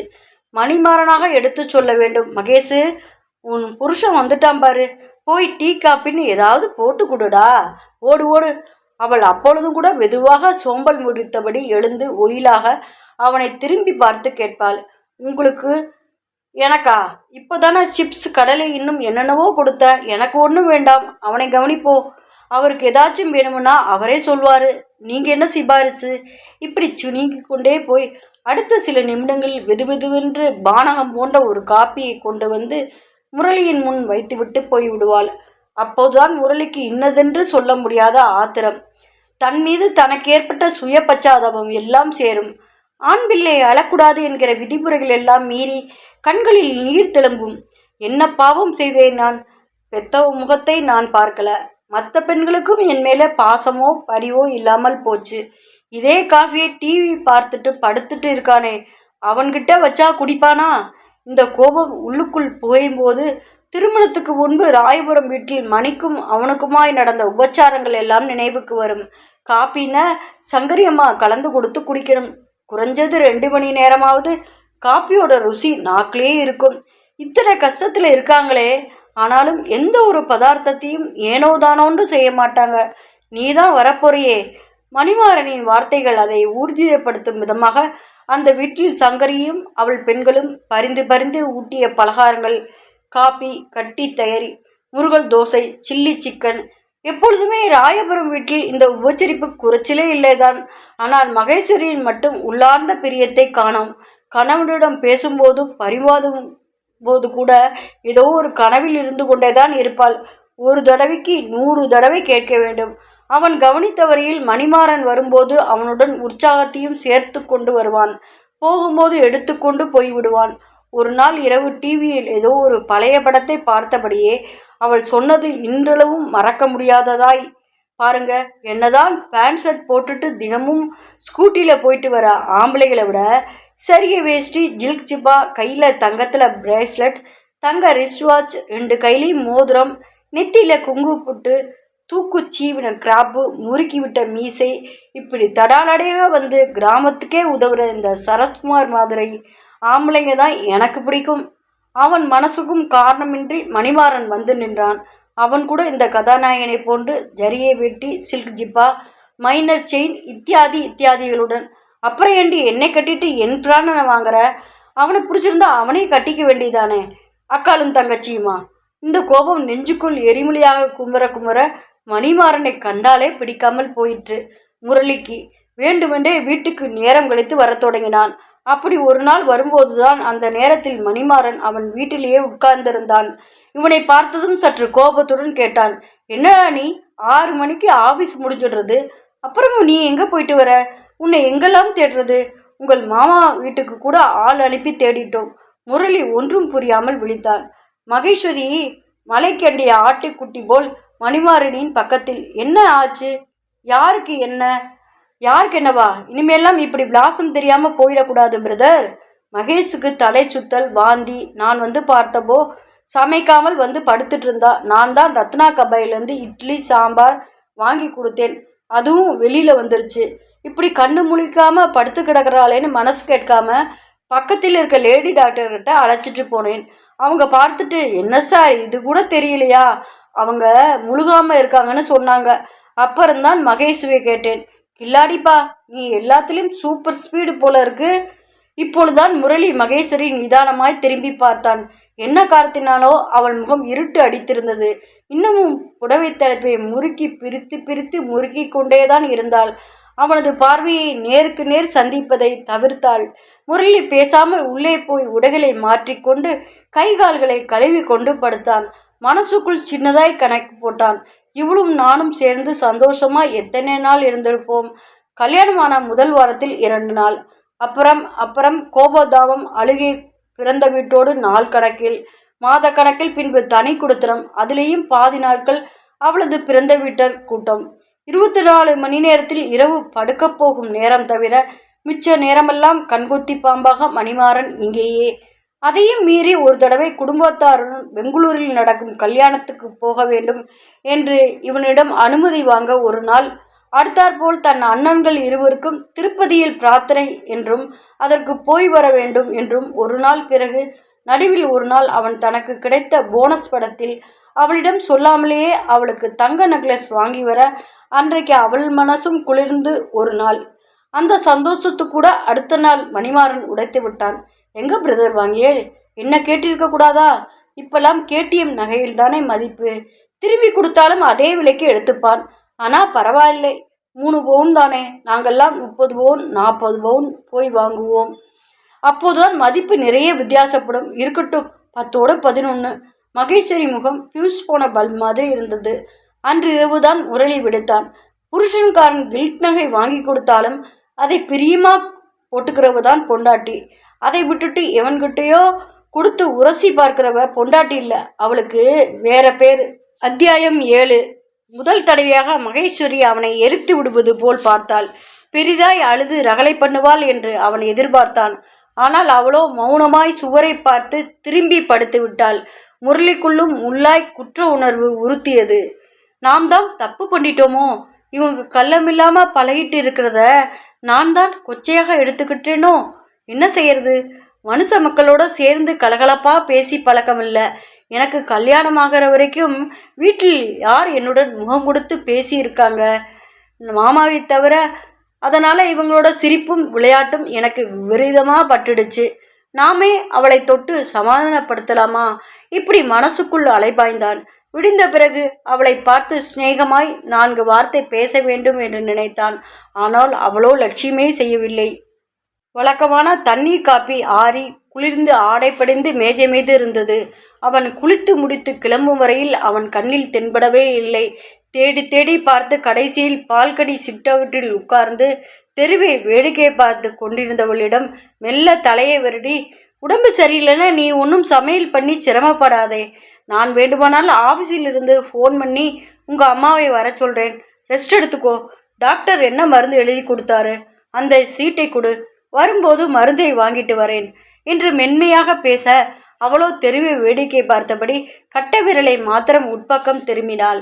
எல்லா மருந்தும் டானிக்கும் நேத்திக்கே அவர் வாங்கி வச்சுட்டார். அம்மாவையும் அவரே அழைச்சிட்டு வரேன்னு சொல்லிட்டாரு. எனக்கு 9 மணிக்கு டிஃபன் வந்துடும். நீங்கள் போய் வெளியே சாப்பிட்டுக்கோங்க. ஒருபுறம் தயங்கி நின்றவன் டீக்கடை வாசலில் சுளீரென தண்ணீரால் அடிக்கப்பட்ட நாய் போல் மிரண்டு பின்வாங்கி நகர்ந்தான். இதற்கு பிறகு வீடு மறுபடியும் அவளது பிறந்தகத்து மனிதர்களால் விழாக்கோலம் பூண்டது.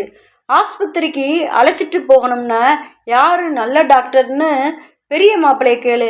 ஏண்டி, உங்கள் அத்தை என்னடானா மச்சினிக்காக பழம் பாலமாக வாங்கி கொண்டு வந்து குவிக்கிறாரு. நீ என்னடானா எதையும் தொடமாட்டேங்கிறியே.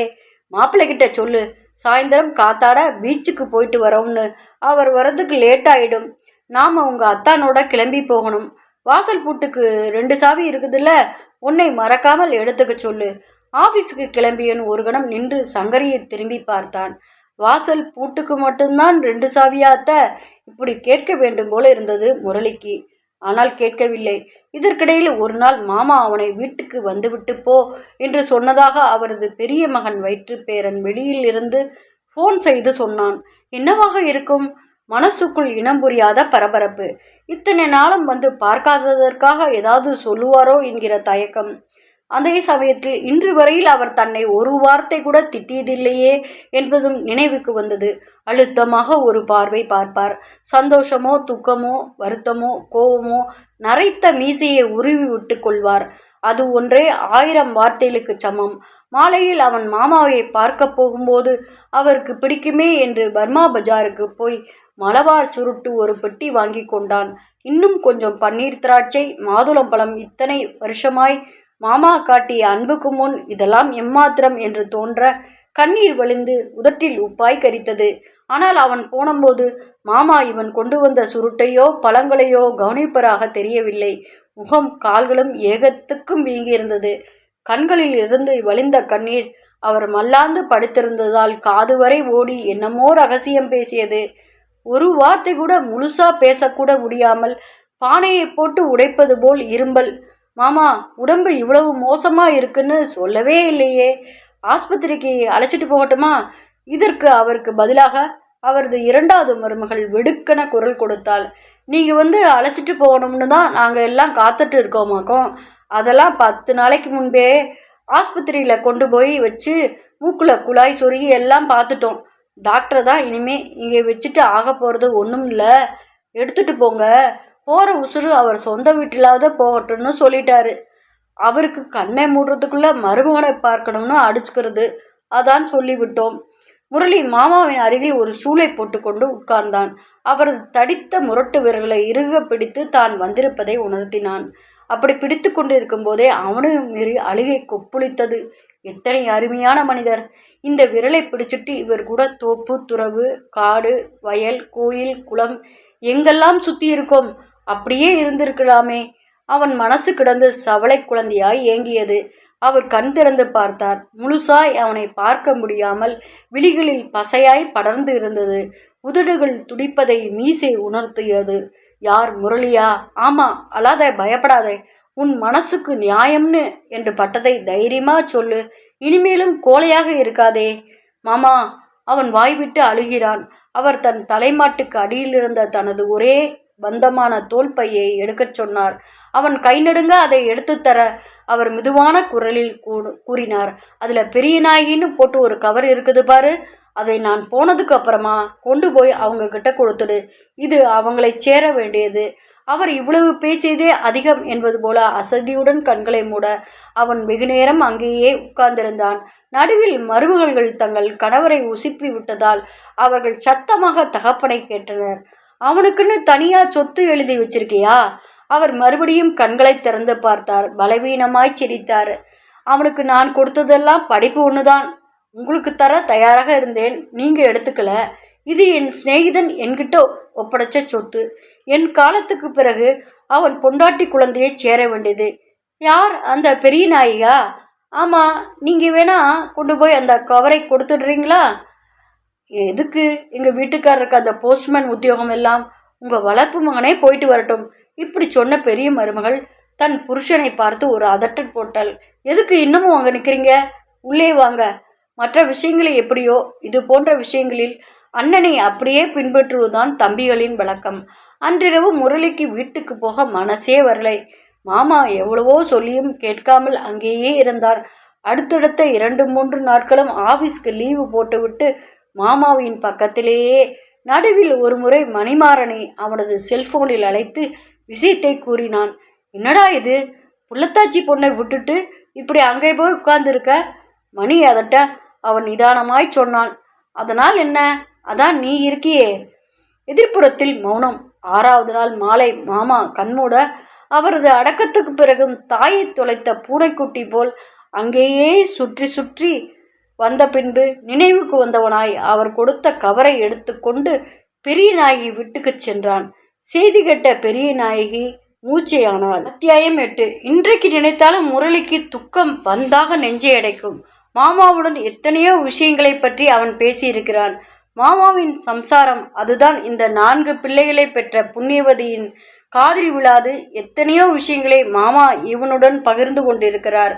தனது சொந்தக்காரர்களுக்கு நெல் மூட்டையும் பருப்பும் புளியும் வெல்லமும் தேங்காயுமாக அனுப்பும்போது அவற்றையெல்லாம் அனுப்புவதெல்லாம் இவன் மூலமாகத்தான். இலை சந்தையில் சாக்கு மூட்டையை கொண்டு போய் போடுறப்போ ஒரு மூட்டை அவிச்ச நெல்லும் 1/2 மூட்டை இட்லி புழுங்களும் 1/4 மூட்டை பாசிப்பருப்பும் மேட்டு தெருவில் இருக்கிற சின்னசாமி வீட்டில் இறக்கிட்டு போடா. சரி மாமா, முதல்ல அங்கே போயிட்டு அப்புறமா சந்தைக்கு போ. வீட்டு அம்மனிக்கு தெரிய வேண்டாம். அந்த சின்னசாமி யார் மாமா? எங்கள் சித்தப்பனோட மகன்டா. சித்தப்பா இருக்கிறப்போ எங்கள் அப்பா நொடிச்சு உட்கார்ந்துருப்பெல்லாம் கை கொடுத்து தூக்கி விட்டு இருக்காரு. தன் பொண்டாட்டி கொடுத்து அனுப்புகிற கட்டுச்சோற்றை அப்படியே கொண்டு வந்து எங்கள் ஆத்தா கிட்ட கொடுத்து குழந்தைகளுக்கு ஒரு வேளையாவது போடுங்க அண்ணின்னு சொல்லிட்டு போவார். அவர் ஓடுற தண்ணியை குடிச்சே பசியாறிடுவார். இன்னைக்கு அவர் மகன் கஷ்டப்படுறான், ஏதாவது உதவணும்னு பார்த்தா வீட்டு அம்மனமணி பத்திரகாளி ஆகிடும். எதுக்கு வம்பு? அதனால தான் பேரேட்டில் கணக்கு வைக்கிறதுக்கு முன்னாலேயே சிலதையெல்லாம் பட்டுவாடா பண்ணிடுவேன். இதுபோல் கோயில் குருக்கள் வீட்டுக்கு அரிசியும் பருப்பும் பள்ளிக்கூட வாத்தியார் குடும்பத்துக்கு தேவைப்பட்ட போதெல்லாம் 1000 2000, ஏன் பிள்ளைகள் தலையெடுத்து ஊர் நிலத்தை தோப்பை அவர்கள் பார்த்து கொண்டாலும் சாகுபடியில் வருகிற கணக்கு எல்லாம் அவரிடம்தானே கொண்டு வந்து அவர்கள் ஒப்படைப்பார்கள். அவர் பார்த்து எது எதுக்கு எவ்வளவு என்று தீர்மானிப்பதுதான். மிச்சத்தை வங்கியில் கட்டுவதும் பாஸ்புக் கணக்கை வைப்பதும் அவற்றை பத்திரமாக கொண்டு வந்து கொடுப்பதும் 3 மாதத்திற்கு முன்வரையில் முரளிதானே பார்த்து கொண்டிருந்தாள். அதுதானே அந்த மருமகளுக்கெல்லாம் வயிற்றெரிச்சல். ஆனால் பெரிய நாய்க்கு மாத்திரம் அவர் எப்போதும் பணம் தந்தார். எப்படி தந்தார்? எதற்காக தந்தார்? அவளுக்கும் அவருக்கும் என்ன உறவு? இதெல்லாம் கடைசி வரையில் சபைக்கு வராமலே போயிற்று. மூர்ச்சை தெளிந்து எழுந்து உட்கார்ந்த பெரிய நாயகி சற்று நேரம் மலங்க விழித்துவிட்டு உள்ளே கொதிக்கும் குழம்பை பார்த்தபடி உட்கார்ந்திருந்த மகளையும் தரதரவென இழுத்து வந்து நெஞ்சோடு கட்டி கொண்டு, ஐயோ மகராசன் போயிட்டாரேடி, இதை கேட்பதற்காகவா நான் இந்த வீட்டில் உட்கார்ந்து இருக்கிறேன்? பாவி பெண்ணுக்கு ஒரு கல்யாணத்தை பண்ணி என் கண்ணால் பார்த்ததுக்கு அப்புறம்தான் போவேன்னு சொல்லிட்டு இருப்பாரே. விளையாட்டு கூட ஒரு பொய் சொல்லி அறியாத என் தர்மராஜா, இப்படி சொன்ன சொல்லை காப்பாற்றாமல் போயிட்டீங்களே. பட்டு போய் அவன் சந்தித்து ஒரு வருடத்துக்கு மேலாகிறது. முகம் மற்றும் சற்று வாடி இருந்ததே தவிர அப்படியே பிடுங்கி எடுத்த மஞ்சள் கிழங்கு மாதிரி பச்சென்று இருந்தாள். அம்மாவின் அழுகைக்கு காரணம் புரியாமல் அரைந்து கொண்டு பக்கத்தில் இருந்த உட்காருவதற்கு பெஞ்சு போல் உபயோகப்படுத்தி கொண்டிருக்கும் அந்த மரப்பெட்டியை திறந்து அதிலிருந்து சட்டம் போட்ட ஒரு புகைப்படத்தை எடுத்து அவளிடம் காட்டி அவளை அடக்க மாட்டாமல் மாதிரி முரளியும் எட்டி பார்த்தான். நெஞ்சுக்குள் கல்லை தூக்கி போட்டார் போல இருந்தது. புகைப்படத்தில் அவனது மாமா சிறுவயதில் அவன் பார்த்து முறுக்கிவிட்ட கருத்த மீசையும் கூர்மையான கண்களும் எடுப்பான நாசியுமாய் அவரது பக்கத்தில் இதோ இந்த பெரிய நாயகி அகலக்கரை போட்ட பட்டுப்புடவையும் கழுத்தோட அட்டிகையும் 4 வட சங்கிலியும் நெற்றி நிறைய பொட்டுமாய் வெட்கமும் கூச்சமும் கலந்த புன்னகையுடன் மாமாவின் கையில் இரட்டை பின்னலும் பூ போட்ட புது கவுனுமாய் 3 வயது பட்டு. அவனால் மாமாவுக்குள் இப்படி ஒரு அந்தரங்கம் இருக்கும் என்பதை கற்பனை செய்து கூட பார்க்க முடியவில்லை. அது எப்படி? புகைப்படத்தில் இருக்கும் மாமாவை பார்த்தால் 40 வயது மதிக்கலாம் போல். அப்படியானால் 20 வருடங்களுக்கு முன்பே பெரிய நாயிடம் அவருக்கு பழக்கம் ஏற்பட்டிருக்கும். அப்போது மாமாவின் வீட்டு அம்மனியும் உயிரோடு தான் இருந்தாள். இப்படி அவளை ஏமாற்றிவிட்டு இங்கே வந்து போய் கொண்டிருக்க முடிந்தது. இவளுக்கு யார் மூலமாக செலவுக்கு பணம் அனுப்பி கொண்டிருந்தால்? அவனுள் ஏகப்பட்ட கேள்விகள். அதே சமயம் பட்டுவை தனது மருமகளை தவிர வேறு யாருக்கும் திருமணம் செய்து வைக்க முடியாது என்கிற எண்ணத்தில் தானே அவனை அவர் அங்கே பெண் பார்க்க அனுப்பியிருந்தார். பட்டு என் பெண்தான் என்று அவர் ஒரு வார்த்தை சொல்லியிருந்தால் போதுமே. இப்படி நினைத்தவனுக்கு கூடவே நெஞ்சை வெட்டுவது போல் சென்ற வருடம் அவரிடம் தான் பேசிய பேச்சுக்கள் நினைவுக்கு வந்தது. அந்த ஊம பெண்ணை எனக்கு தான் கட்டி வைக்கணுமா? ஏன் உங்கள் கடைசி பிள்ளைக்கு கட்டி வைக்கக்கூடாதா? இப்படி அவன் கேட்டதற்கு அவர் அண்ணாந்து ஒரு பார்வை பார்த்து விட்டு தலை குனிந்தாரே. அதன் அர்த்தம் அவனுக்கு இப்போதான் புரிகிறது. டேய் மடையா, பட்டு என் பொண்ணு. இந்த 4 தீவுட்டிங்களுக்கும் தங்கை முறையாகணும். அவளை போய் எப்படிடா? மிக பிரபலமாய் அழுத பெரிய நாயை தேற்றி முகத்தில் முந்தானையை போட்டு மூடிக்கொண்டு மௌனமாய் அழுத பட்டுவை தேற்ற தெரியாமல் திணறி மறுநாள் வந்து பார்ப்பதாக கூறிவிட்டு சென்றான். இரவு முழுக்க தூக்கம் பிடிக்காமல் புரண்டு புரண்டு படுத்துவிட்டு காலையில் எழுந்ததும் நூல் பிடித்தாற்போல் மீண்டும் அடையாறு வீட்டிற்கே வந்து சேர்ந்தான். அங்கே ஒரு மூலையில் விரித்த கூந்தலும் கலைந்த குங்குமமாய் பெரிய நாயகி உட்கார்ந்திருக்க, அவளை சுற்றி அந்த ஸ்டோரில் வசிக்கும் பெண்கள் 4-5 பேர். என்னக்கா இது அநியாயம்? எப்போ 10 வருஷத்துக்கு முந்தி வந்து போயிட்டாவது இருந்தாரு, அப்புறம் பர்மாவுக்கு போனாரே, இப்படி யாரும் இல்லாமல் அனாதையா சாகிறதுக்கு தானா? கடைசி முகமூலி கூட கிடைக்காமல் போயிடுச்சே. அங்கே சடங்கையெல்லாம் முடிச்சிட்டாங்களாமா? போன வருஷமே நல்ல பிள்ளையாண்டன் கிடைத்திருக்கிறான். அவரோட அக்கா மகனே ஒட்டுக்கு கல்யாணம்னா அவர் வருவாருன்னு சொன்னீங்களே, கடைசியில் அந்த பெண்ணையும் இப்படி நிற்க வச்சுட்டு போயிட்டாரே.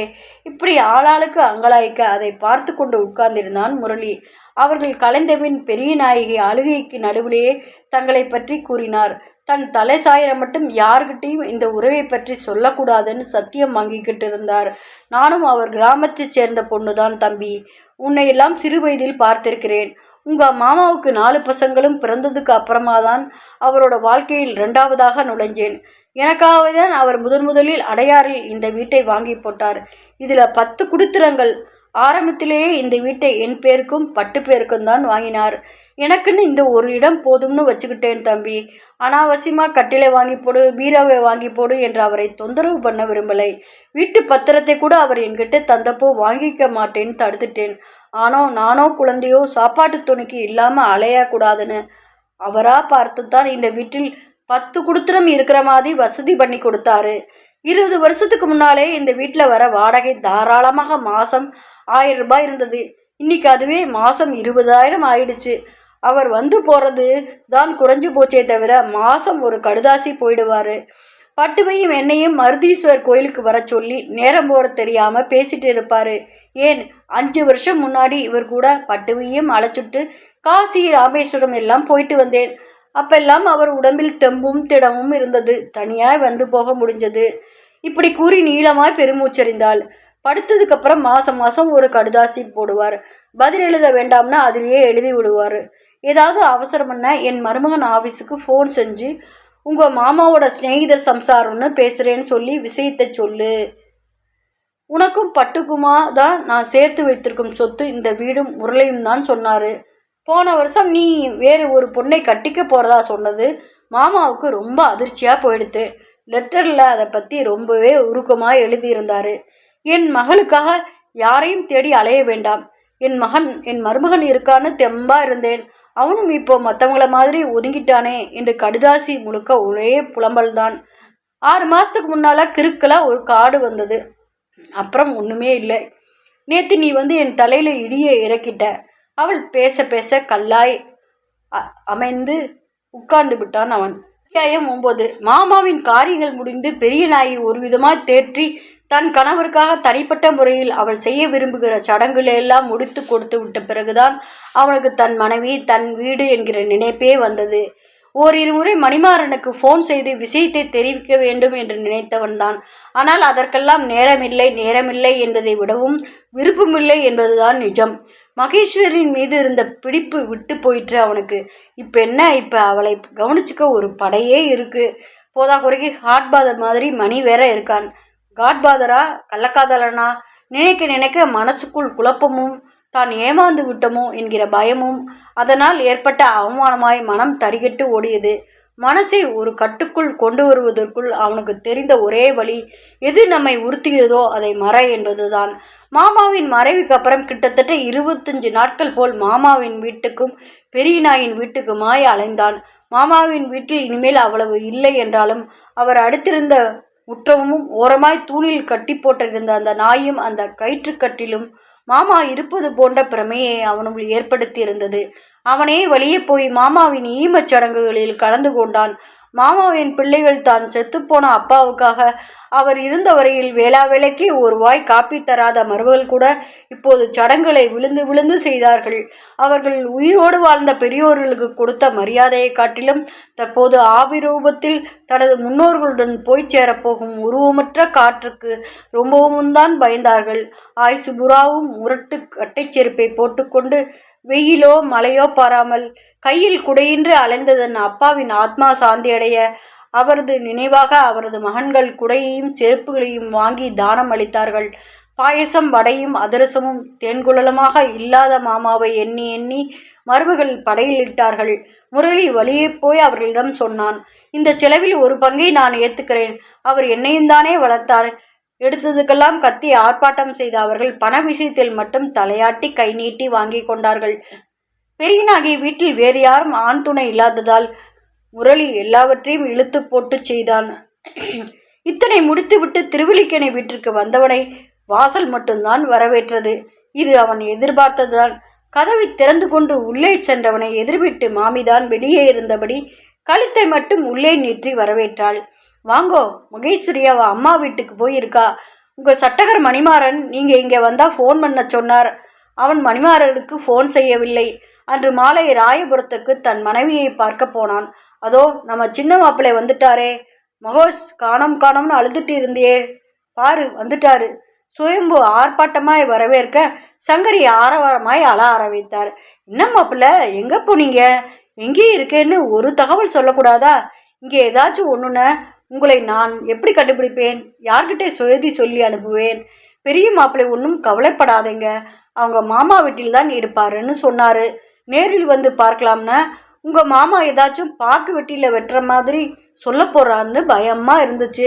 இதற்குள் மகேஸ்வரியின் சகோதரர் கால்கள் நழுவ செம்பில் தண்ணீர் எடுத்து தந்து அவன் காற்றாட உட்காருவதற்காக நாற்காலியை மின்விசிறிக்கு அடியில் இழுத்து போட்டான். அதுவரையில் மகேஸ்வரி கண்ணிலேயே தட்டுப்படவில்லை. அவன் நிதானமாக சங்கரியை பார்த்து கேட்டான். என்ன சொன்னீங்க? எங்கள் மாமா பாக்கு வெட்டியில் வெட்டுற மாதிரி பேசுவார்னா? சங்கரி நெளிந்தாள். அவனுக்கு முகம் துடைக்க பூத்து வாழையை கொண்டு வந்து கொடுத்தாள். பிறகு மெதுவாக சொன்னார். இது ஒன்றும் இல்லைங்க தம்பி, ஒரு பேச்சுக்கு சொன்னேன். பரவாயில்லை, நீங்கள் எதுக்காக சொல்லியிருந்தாலும் இனிமே மாமா ஒன்றும் சொல்ல மாட்டார்.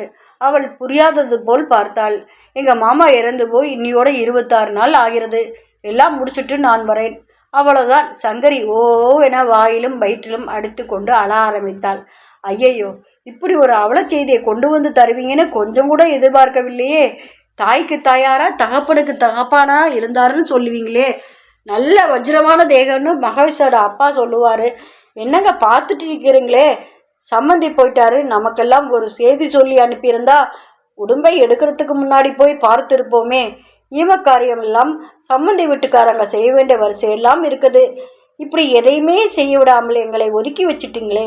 எங்களை பற்றி அவர் பிள்ளை மருமகளெல்லாம் என்ன நினைச்சிருப்பாங்க? இப்பொழுதுதான் என்றைக்கும் இல்லாத ஆத்திரம் முரளிக்கு பீறிட்டு வந்தது. எங்கள் மாமா பசங்களோ அவங்க பெண்டாட்டிங்களோ உங்களை பற்றி ஒன்றும் நினைக்க மாட்டாங்க. ஏன்னா மனுஷன் நல்லா இருக்கிறப்பவே டர்பண்டை நாத்திரம் மூத்திரம் நாட்டம்னு மூக்கை பிடிச்சிட்டு ஓடி வந்தவோ உங்கள் பொண்ணு. இதுக்காக வரப்போறா? சங்கரி மிரண்டு விட்டாள். அதற்குள் சுயம்பு முரளியின் தோள்களை இறுக பிடித்து ஆறுதலாய் தட்டியபடி சமாதானப்படுத்தினார். முதல்ல உட்காருங்க, மீனுவை விட்டு காப்பி கொண்டு வர சொல்கிறேன். அது வேற ஒன்றும் இல்லை. எது எப்படி இருந்தாலும் கல்யாணம் கருமாதின்னு விட்டு கொடுக்காது கூடாது இல்லையா? விஷயம் காதில் விழுந்தா தானே நாங்களும் சம்பிரதாயம் விடாமல் வந்து பார்த்துருக்க முடியும். நீங்கள் உங்கள் சிநேகிதர் அதான் பெரிய மாப்பிள்ளை மணிக்கிட்ட ஒரு ஃபோன் பண்ணி சொல்லியிருக்கலாம். இப்பொழுது முரளி அவரை பார்த்து சீறினான். எதுக்குங்க மணி? நான் என்ன செஞ்சாலும் அவன்கிட்ட சொல்லிட்டு தான் செய்யணுமா? என் பொண்டாட்டியை கடைக்கு அழைச்சிட்டு போய் பாத்திரம் பண்ணணும் வாங்கினோம்னா அவள் பெரிய அத்தான் வரணுங்கிறா. சினிமாவுக்கு போகலாம்னா எதுக்கும் அவரையும் கூப்பிடுங்கிறா. அட வயிற்றுல 4 மாதம் இல்லை தம்பி, 2.5 மாதம்தான். இந்த மாதம் முடிஞ்சாதான் 3 ஆகுது. சங்கரி குறுக்கிட்டாள். கதவின் இடுக்கிலும் மூளையிலும் நின்றபடி ரேணுகாவையும் மீனாவையும் நளினாவையும் அவனையே விரைத்து பார்த்து கொண்டிருக்கிற அவன் இது எதையும் லட்சியம் செய்யாமல் கத்தினான். 2.5 மாதமோ 4 மாதமோ ஏதோ ஒரு இழவு. அதற்கு டாக்டர் விட்டு போயிட்டு வராளே, அதுக்காவது நான் போனேனா? மணிதானே தாலி கட்டின புருஷன் மாதிரி அழைச்சிட்டு போயிட்டு வரான். ஏன் இத்தனை கேட்கிறீங்களே? 25 நாளாக நான் வரலை. எங்கள் ஆஃபீஸ்க்கு ஃபோன் பண்ணி கேட்டிங்களா? இல்லை எங்கள் மாமா வீட்டுக்கு தான் ஆள் அனுப்பி விசாரிச்சிங்களா நான் இருக்கேனா இல்லையா? உங்கள் பெண்ணுக்கு ஒரு கவர்மெண்ட் மாப்பிள்ளை, மாதம் 15,000 சம்பளம், வெளியில் சொல்லிக்க பெருமையாக இருக்குது, அவ்வளவுதானே? உங்கள் பெண்ணுக்கு ஒரு புருஷன், அவள் வயிற்றில் வர குழந்தைக்கு ஒரு அப்பன், இதுக்கு மட்டும்தான் நான் இல்லையா? அவன் பேசியபடி வாசல் பக்கம் திரும்பி பார்க்க அங்கே தலை நிறைய பூவும் புது புடவையுமாக மகேஸ்வரி, அவள் பக்கத்தில் சரிகை வேட்டியும் சில்க் சட்டையுமாய் மணிமாறன் எத்தனை நேரமாக நின்று இருந்தார்களோ. மகேஸ்வரி முகத்தில் அழுகையும் கோபமும் ஒரு சேர கொப்பளித்தது. தாலி கட்டின பொண்டாட்டியை இவ்வளோ கேவலமாக நினைக்கிறவரு எதுக்காக மறுபடியும் இங்கே என்னை தேடிட்டு வந்தாராம்? ஆமாம், எனக்கு 4 மாதம் இல்லை 5 மாதமே ஆகிறது. வச்சுக்க சொல்லு. அவர் அந்த பிள்ளைக்கு அப்பா இல்லை. இல்லை போதுமா? கவர்மெண்ட் உத்தியோகம் என்ன? பெரிய IAS உத்தியோகமா? மாதம் 15,000 சம்பளம் வாங்குகிறார் என்றால் இந்த காலத்தில் எதுக்கு போதும்? சொந்தமாக ஒரு வீடு வாங்க முடியுமா? இல்லை சொல்லிக்கிற மாதிரி அம்மா அப்பா தம்பி தங்கை என்ற உறவு முறை தான் இருக்கா? ஏதோ அத்தான் சொன்ன வார்த்தையை தட்டக்கூடாதுன்னு தான் நான் இந்த கல்யாணத்துக்கு சரினேன். இந்த கல்யாணத்துக்கு அப்புறம் ஒரு நாளாவது நான் நிம்மதியாக சந்தோஷமாக சிரிச்சிருப்பேனா? இப்படி கூறியவள் அவன் கண்ணெதிரிலே மணிமாறனின் தோளில் முகம் புதைத்து நெஞ்சில் குத்தி ஓவென அழுதாள். என்ன இப்படி ஒரு வக்கத்தவனுக்கு கட்டி வச்சிட்டிங்களே? என்னை காலம் முழுக்க கண்களாங்காமல் வைத்து காப்பாற்றவன்னு சொல்லிட்டு தானே நீங்கள் ரேணுகா கழுத்தில் தாலி கட்டினீங்க. உங்கள் வார்த்தையை அப்படியே ஏற்றுக்கிட்டு தானே இவர் யார் என்னன்னு பார்க்காம கழுத்து நீட்டினேன். அவள் இன்னும் கூட ஏதாவது கூறி இருப்பாள். ஆனால் மணிமாறன் தான் பெரிதாய் ஒரு அதட்டல் போட்டான். மகேஷ், வாயை மூடு. அவன் துக்கப்பட்டு போய் வந்திருக்கிறான். எந்த நேரத்தில் எதை பேசுறதுன்னு அறிவில்லை எனக்கு. உள்ளே போ நீ. அவள் மிரண்டு போய் உள்ளே போக சமையலறை பக்கம் கதவு பக்கம் நின்றிருந்த ரேணுகா பெரிய விம்மலுடன் உள்பக்கம் ஓடினாள். அத்தியாயம் 10. பழசையெல்லாம் நினைத்து பார்ப்பது மேலும் மனசை கலங்கடிக்கும் தான் என்றாலும் திரும்பி பார்ப்பதற்குள் அவன் கண்ணை கட்டி கண்ணாமூச்சி ஆடுவது போல் அத்தனை பேரும் விளையாடி தீர்த்து விட்டார்கள். இந்த சம்பவத்திற்கு பிறகு முரளி அந்த வீட்டில் ஒரு வாய் காப்பி கூட குடிக்கவில்லை. கிளம்பி வந்து விட்டான். சங்கரியும் அவள் பிள்ளைகளும் மட்டும் 10-15 நாட்களுக்கு ஒரு முறை ஏதாவது ஒரு ஞாயிற்றுக்கிழமை வாக்கில் இவன் வீட்டுக்கு வருவார்கள். அந்த நேரத்தில் இவன் பெரிய நாயகின் வீட்டுக்கு போய் அந்த 10 குடித்திரங்களும் தண்ணீர் வருகிறதா, விளக்கு எறிகிறதா, சுண்ணாம்பு அடிக்க வேண்டுமா போன்ற வேலைகள் எல்லாம் மேற்பார்வை பார்த்துவிட்டு இரவு 7 மணிக்குத்தான் வீடு திரும்புவான். பெரிய நாயகி வீட்டில் சங்கரி வீடு போல் எறாவும் சுறாவும் இல்லை, காடையும் கவுதாரும் இல்லை. மிக எளிமையான சமையல். இவன் தலையை கண்டதும் பட்டு கையில் ஒரு துணிப்பை எடுத்து கொண்டு கடைக்கு ஓடுவாள். பச்சையா கீரையும் இன்னும் சில காய்கறிகளும் வாங்கி வருவாள். எல்லாமே அளவாக சிக்கனமாக, அதே சமயத்தில் மிக ருசியாக இருக்கும். என்னம்மா, என் தலையை பார்த்துட்டு உலைய வைக்கிறதா உன்மக? உங்கள் 2 பேருக்கும் எதுவும் சமைக்கலையா? அட போ தம்பி, உயிர் வாழ சாப்பாடு. அந்த பெண்ணுக்கு நான் உயிர் வாழ்கிறேன். எனக்காக அது தன் உசிரை கையில் பிடிச்சிட்ருக்கு. மலையாட்டும் துணையை இப்படி இழந்துட்டு நிற்கிறோம். ஏதோ கொஞ்சம் மோர் சோறு தொட்டுக்க ஊறுகாய் போதாதா? அப்போது எனக்கு மட்டும் என்ன? நான் என்ன அண்ணியனா? அப்படி இல்லை தம்பி. உங்கள் மாமா இருக்கிறப்போ அடிக்கடி சொல்லுவார், நம்ம கஞ்சி கூட குடிச்சிட்டு இருக்கலாம், ஆனால் நம்ம குழந்தைகளுக்கு வாய்க்கு ருசியாக சமைச்சு போடணும். நாமே அதில் கவனிக்காட்டி அதுங்க யார்கிட்ட போய் கையேந்து நிற்கும்னு. இப்போ நீயும் இந்த வீட்டு குழந்தை தான். பொண்டாட்டி முழுகாமல் இருக்கிறதால உனக்கும் ஒழுங்கான சாப்பாடு கிடைக்கலன்னு தெரியுது. எத்தனை நாளைக்கு ஹோட்டல் சாப்பாடு சாப்பிடுவ? அதான் இங்கே வரப்போ நாக்குக்கு ருசியா இப்படி சொன்னவள் எதையோ நினைத்து சிரித்தாள். ஆனால் எங்கள் வீட்டில் சுத்த சைவம்பா. உங்கள் மாமா ஆடு கோழி எல்லாத்தையும் வளைச்சி கட்டுவார். அதனும் ஒரு தடவை அவர் சமையலுக்காக வாங்கிட்டு வந்தார். நான் சாப்பிடலன்னதும் அவருக்காக சமைப்பேன். ஆனால் பார்த்துக்கோ, பட்டு அந்த புறாவை மடியில் வச்சுக்கிட்டு லேஸில் கொடுக்க மாட்டேன்னா கொஞ்சிக்கிட்டே இருந்தா. அது உங்கள் அப்பா சாப்பிட்றதுக்காக வாங்கிட்டு வந்து இருக்காருடி. கொடுனதும் மிரண்டு போயிட்டா. புறாவை நெஞ்சோடு கட்டிக்கிட்டு ஒரு மூலையில் போய் உட்கார்ந்துக்கிட்டா. பாவம், அவருக்கு என்ன தோணுச்சோ. விட்டுடு பெரிய நாயகி, அதை அவளே வச்சுக்கிட்டும். இனிமே நானும் உங்கள் சாப்பாட்டை சாப்பிட்றேன் அப்படின்னு வீட்டில் கூட அவர் அசைவம் சாப்பிட்றதில்லைன்னு பேச்சு வாக்கில் சொன்னார். முரளியின் கண்களும் நெஞ்சமும் ஒரு சேர விம்பியது. வீட்டில் எத்தனை நாள் விருந்து நடந்தாலும் மாமா தனக்கென்று பொரியலோ சோறோ எதுவும் இல்லாவிட்டால் கேழ்வரகு கஞ்சியோ கடைசி வரை சாப்பிட்டதெல்லாம் இப்போது நினைவுக்கு வந்தது. அந்த நினைவுகளோடு வீடு திரும்பினால் வீட்டு வாசலில் சங்கரியும் அவளது பிள்ளைகளும் காத்து கொண்டு உட்கார்ந்திருப்பார்கள். ஞாயிற்றுக்கிழமை ஆனாலும் இப்படி அலையறீங்களே, உடம்பு எண்ணத்துக்காகும் என்று சங்கரி வார்த்தைகளில் தேனை கலைந்து பரிந்துருவாள். மகேஸ்வரி உங்களுக்கு பிடிக்குமேன்னு அதிரசம் வாங்கிட்டு போக சொன்னா. அவள் எப்பவும் உங்கள் ஞாபகமாகவே இருக்கா. 24 மணி நேரமும் அழுதுகிட்டே இருக்கா. பிள்ளைத்தாச்சி பொண்ணு இப்படி அழுதா உடம்பு எண்ணத்துக்காகும்.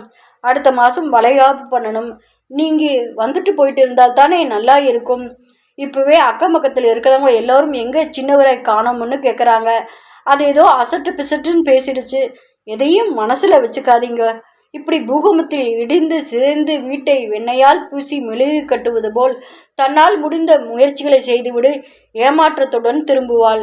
இந்த கட்டத்தில் 7ஆம் மாதம் வளைகாப்பு என்று ஒரு நாள் குறித்திருக்க, அதற்கு 4 நாட்கள் முன்னதாகவே மகேஸ்வரிக்கு வழி எடுத்து ஆஸ்பத்திரியில் சேர்ந்திருப்பதாக தகவல் வந்தது. அதற்கு பிறகு சும்மா இருக்க முடியாமல் அவன் மருத்துவமனைக்கு போனான். அங்கே போன நேரத்தில் குழந்தை இறந்தே பிறந்து விட்டதாகவும் அவளுக்கு உதிரப்போக்கு அதிகமாக இருப்பதால் ரத்தம் ஏற்று கொண்டிருப்பதாகவும் சொன்னார்கள். அவள் நினைவு நீச்சின்றி கிடந்தாள். அப்போது கூட முரளி மனசு கிடந்து அடித்து கொண்டது. ஐயோ, நாம் தான் எதையும் சரியா புரிஞ்சுக்காம அவளை பேசிட்டோமோ. 7ஆம் மாசத்துல குரப்பிரசவம்னு உடம்பு தாங்குமா? அவள் கண்ணை விடிச்சா அவகிட்ட இனிமேலாவது நம்ம பிரியமா இருக்கணும். இவளோட கடந்த காலத்தை பற்றி எதுவுமே வேண்டாம். இனிமையாவது புதுசா வாழ்வோம்னு அவன் நினைத்து பார்க்கவில்லை. அவள் கண் திறந்து பார்த்தாள். அவன் சட்டென குனிந்தான். பாசமும் பரிவும் போங்க ஏதேதோ சொல்ல வேண்டும் என்று அவனுடைய உதடுகள் துடித்தன. ஆனால் அவனை தாண்டி விழிகளை செலுத்தினாள். என்ன வேணும் மகேஷ்? அவன் கேட்க அவளது உலர்ந்த உதடுகள் ஈனஸ்வரத்தில் அவர் இல்லையா அவர் என்று முணங்கியது. முதலில் அவள் என்ன சொல்கிறாள் என புரியாது. அவள் முகத்தருகே குடிந்தபோது அவள் பார்த்த பார்வை அதுதான் அவளது கடைசி பார்வை. அவள் நன்றாக இருந்த போதெல்லாம் அந்த வீட்டிலே பலியாய் கிடந்த மணிமாறன் இவளை மருத்துவமனையில் சேர்த்து விட்டு போனவன்தான். மறுபடியும் 10-15 தினங்களுக்கு பிறகுதான் வந்தான். என்ன இருந்தாலும் தாலி கட்டி மனைவியாயிற்றே. தகனம் முதல் சுபமுறையில் சகலத்தையும் முரளிதான் செய்தான். அப்பொழுதுதான் தனிமை கிடைத்த ஒரு சந்தர்ப்பத்தில் ரேணுகா அவனிடம் புலம்பி தீர்த்தாள். அவருக்கு என்னை கட்டிக்கிறதுல இஷ்டமே இல்லைங்க.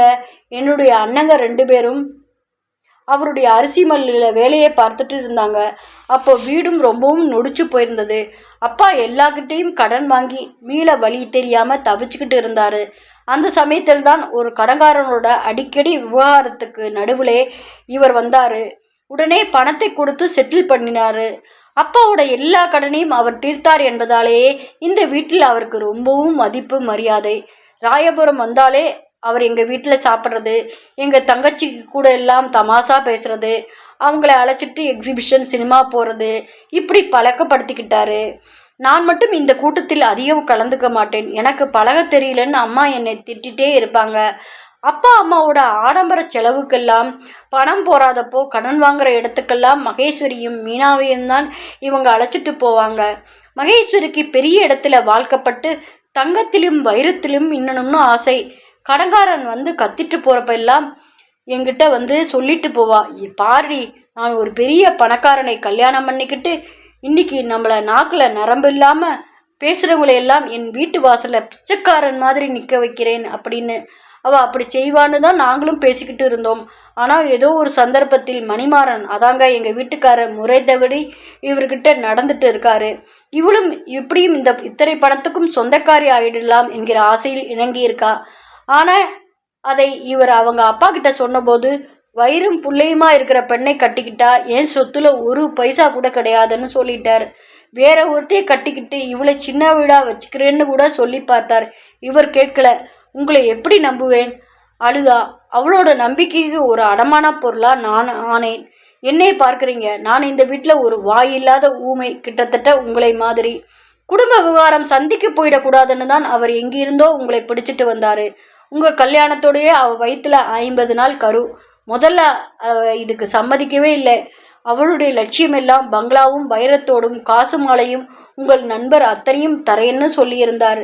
இந்த வீட்டுக்கு வந்து போகிறத பற்றி அக்கா பக்கத்தில் இருக்கிறவங்க நாளைக்கு தப்பாக பேசிடக்கூடாதுன்னு என் கழுத்தில் 3 முடிச்சு போட்டார். இப்போ வீட்டு மாப்பிள்ளையா நெஞ்சை நிமிர்த்துட்டு வந்து போயிட்டு இருக்காரு. ஆனால் பாவம் நீங்கள் தான் என்னை விடுங்க. முரளி செமித்து விட்டான். இத்தனையும் மணிமாறனம் நேருக்கு நேர் கேட்க பிடிக்கவில்லை.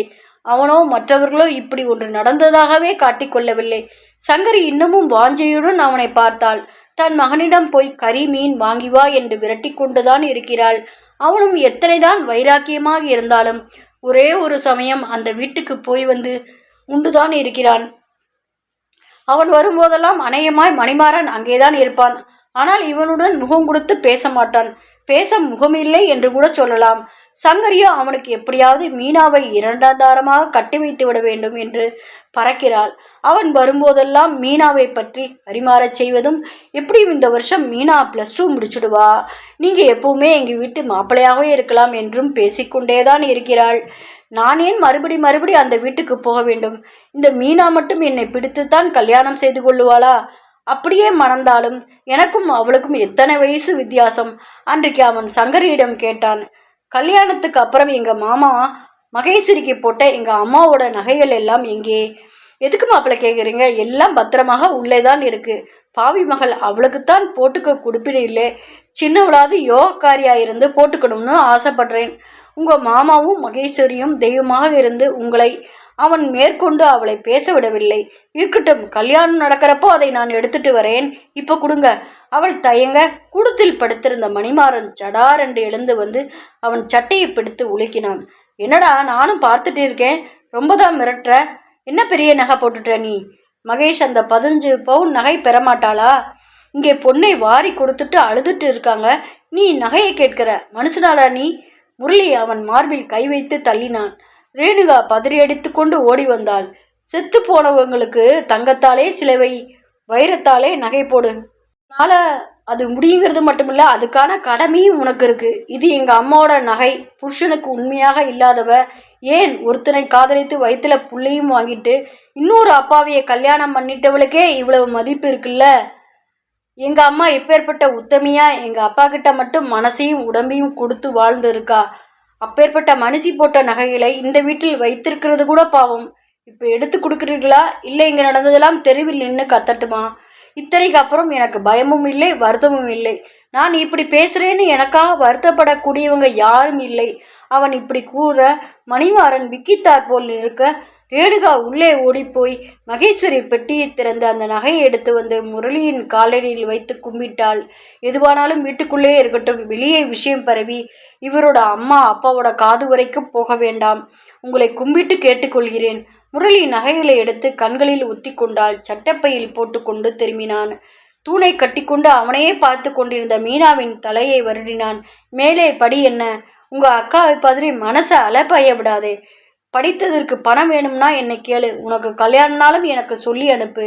உங்கள் அக்கா தன் கடமையிலிருந்து தவறினாலும் நான் இந்த வீட்டில் 2வது மாப்பிள்ளை என்கிற பொறுப்பிலிருந்து தவற மாட்டேன். வரட்டுமா? கிளம்பிவன் இவன் முதலில் திருவல்லிக்கேணியில் உள்ள தனது வீட்டிற்குத்தான் போக நினைத்தான். பிறகு என்ன காரணத்தினாலோ தனது ஸ்கூட்டரை அடையாறு பக்கம் திணைப்பினான். மானசீகமாய் பட்டுவின் கழுத்தில் அந்த அட்டிகையையும் சங்கிலியையும் போட்டு பார்த்தான். அழகாக, பாந்தமாக, பதவிசாக இருந்தது. இது ஒன்றுதான் அவன் தன் மாமாவுக்கு செய்யும் மரியாதையாக நினைக்கிறான். நிஜம்தானே? இத்துடன் இக்கதை முடிந்தது. ஸ்கிப் பண்ணாமல் முழுமையாக பாருங்கள். லைக் பண்ணுங்கள், சப்ஸ்கிரைப் பண்ணுங்கள். நன்றி, வணக்கம்.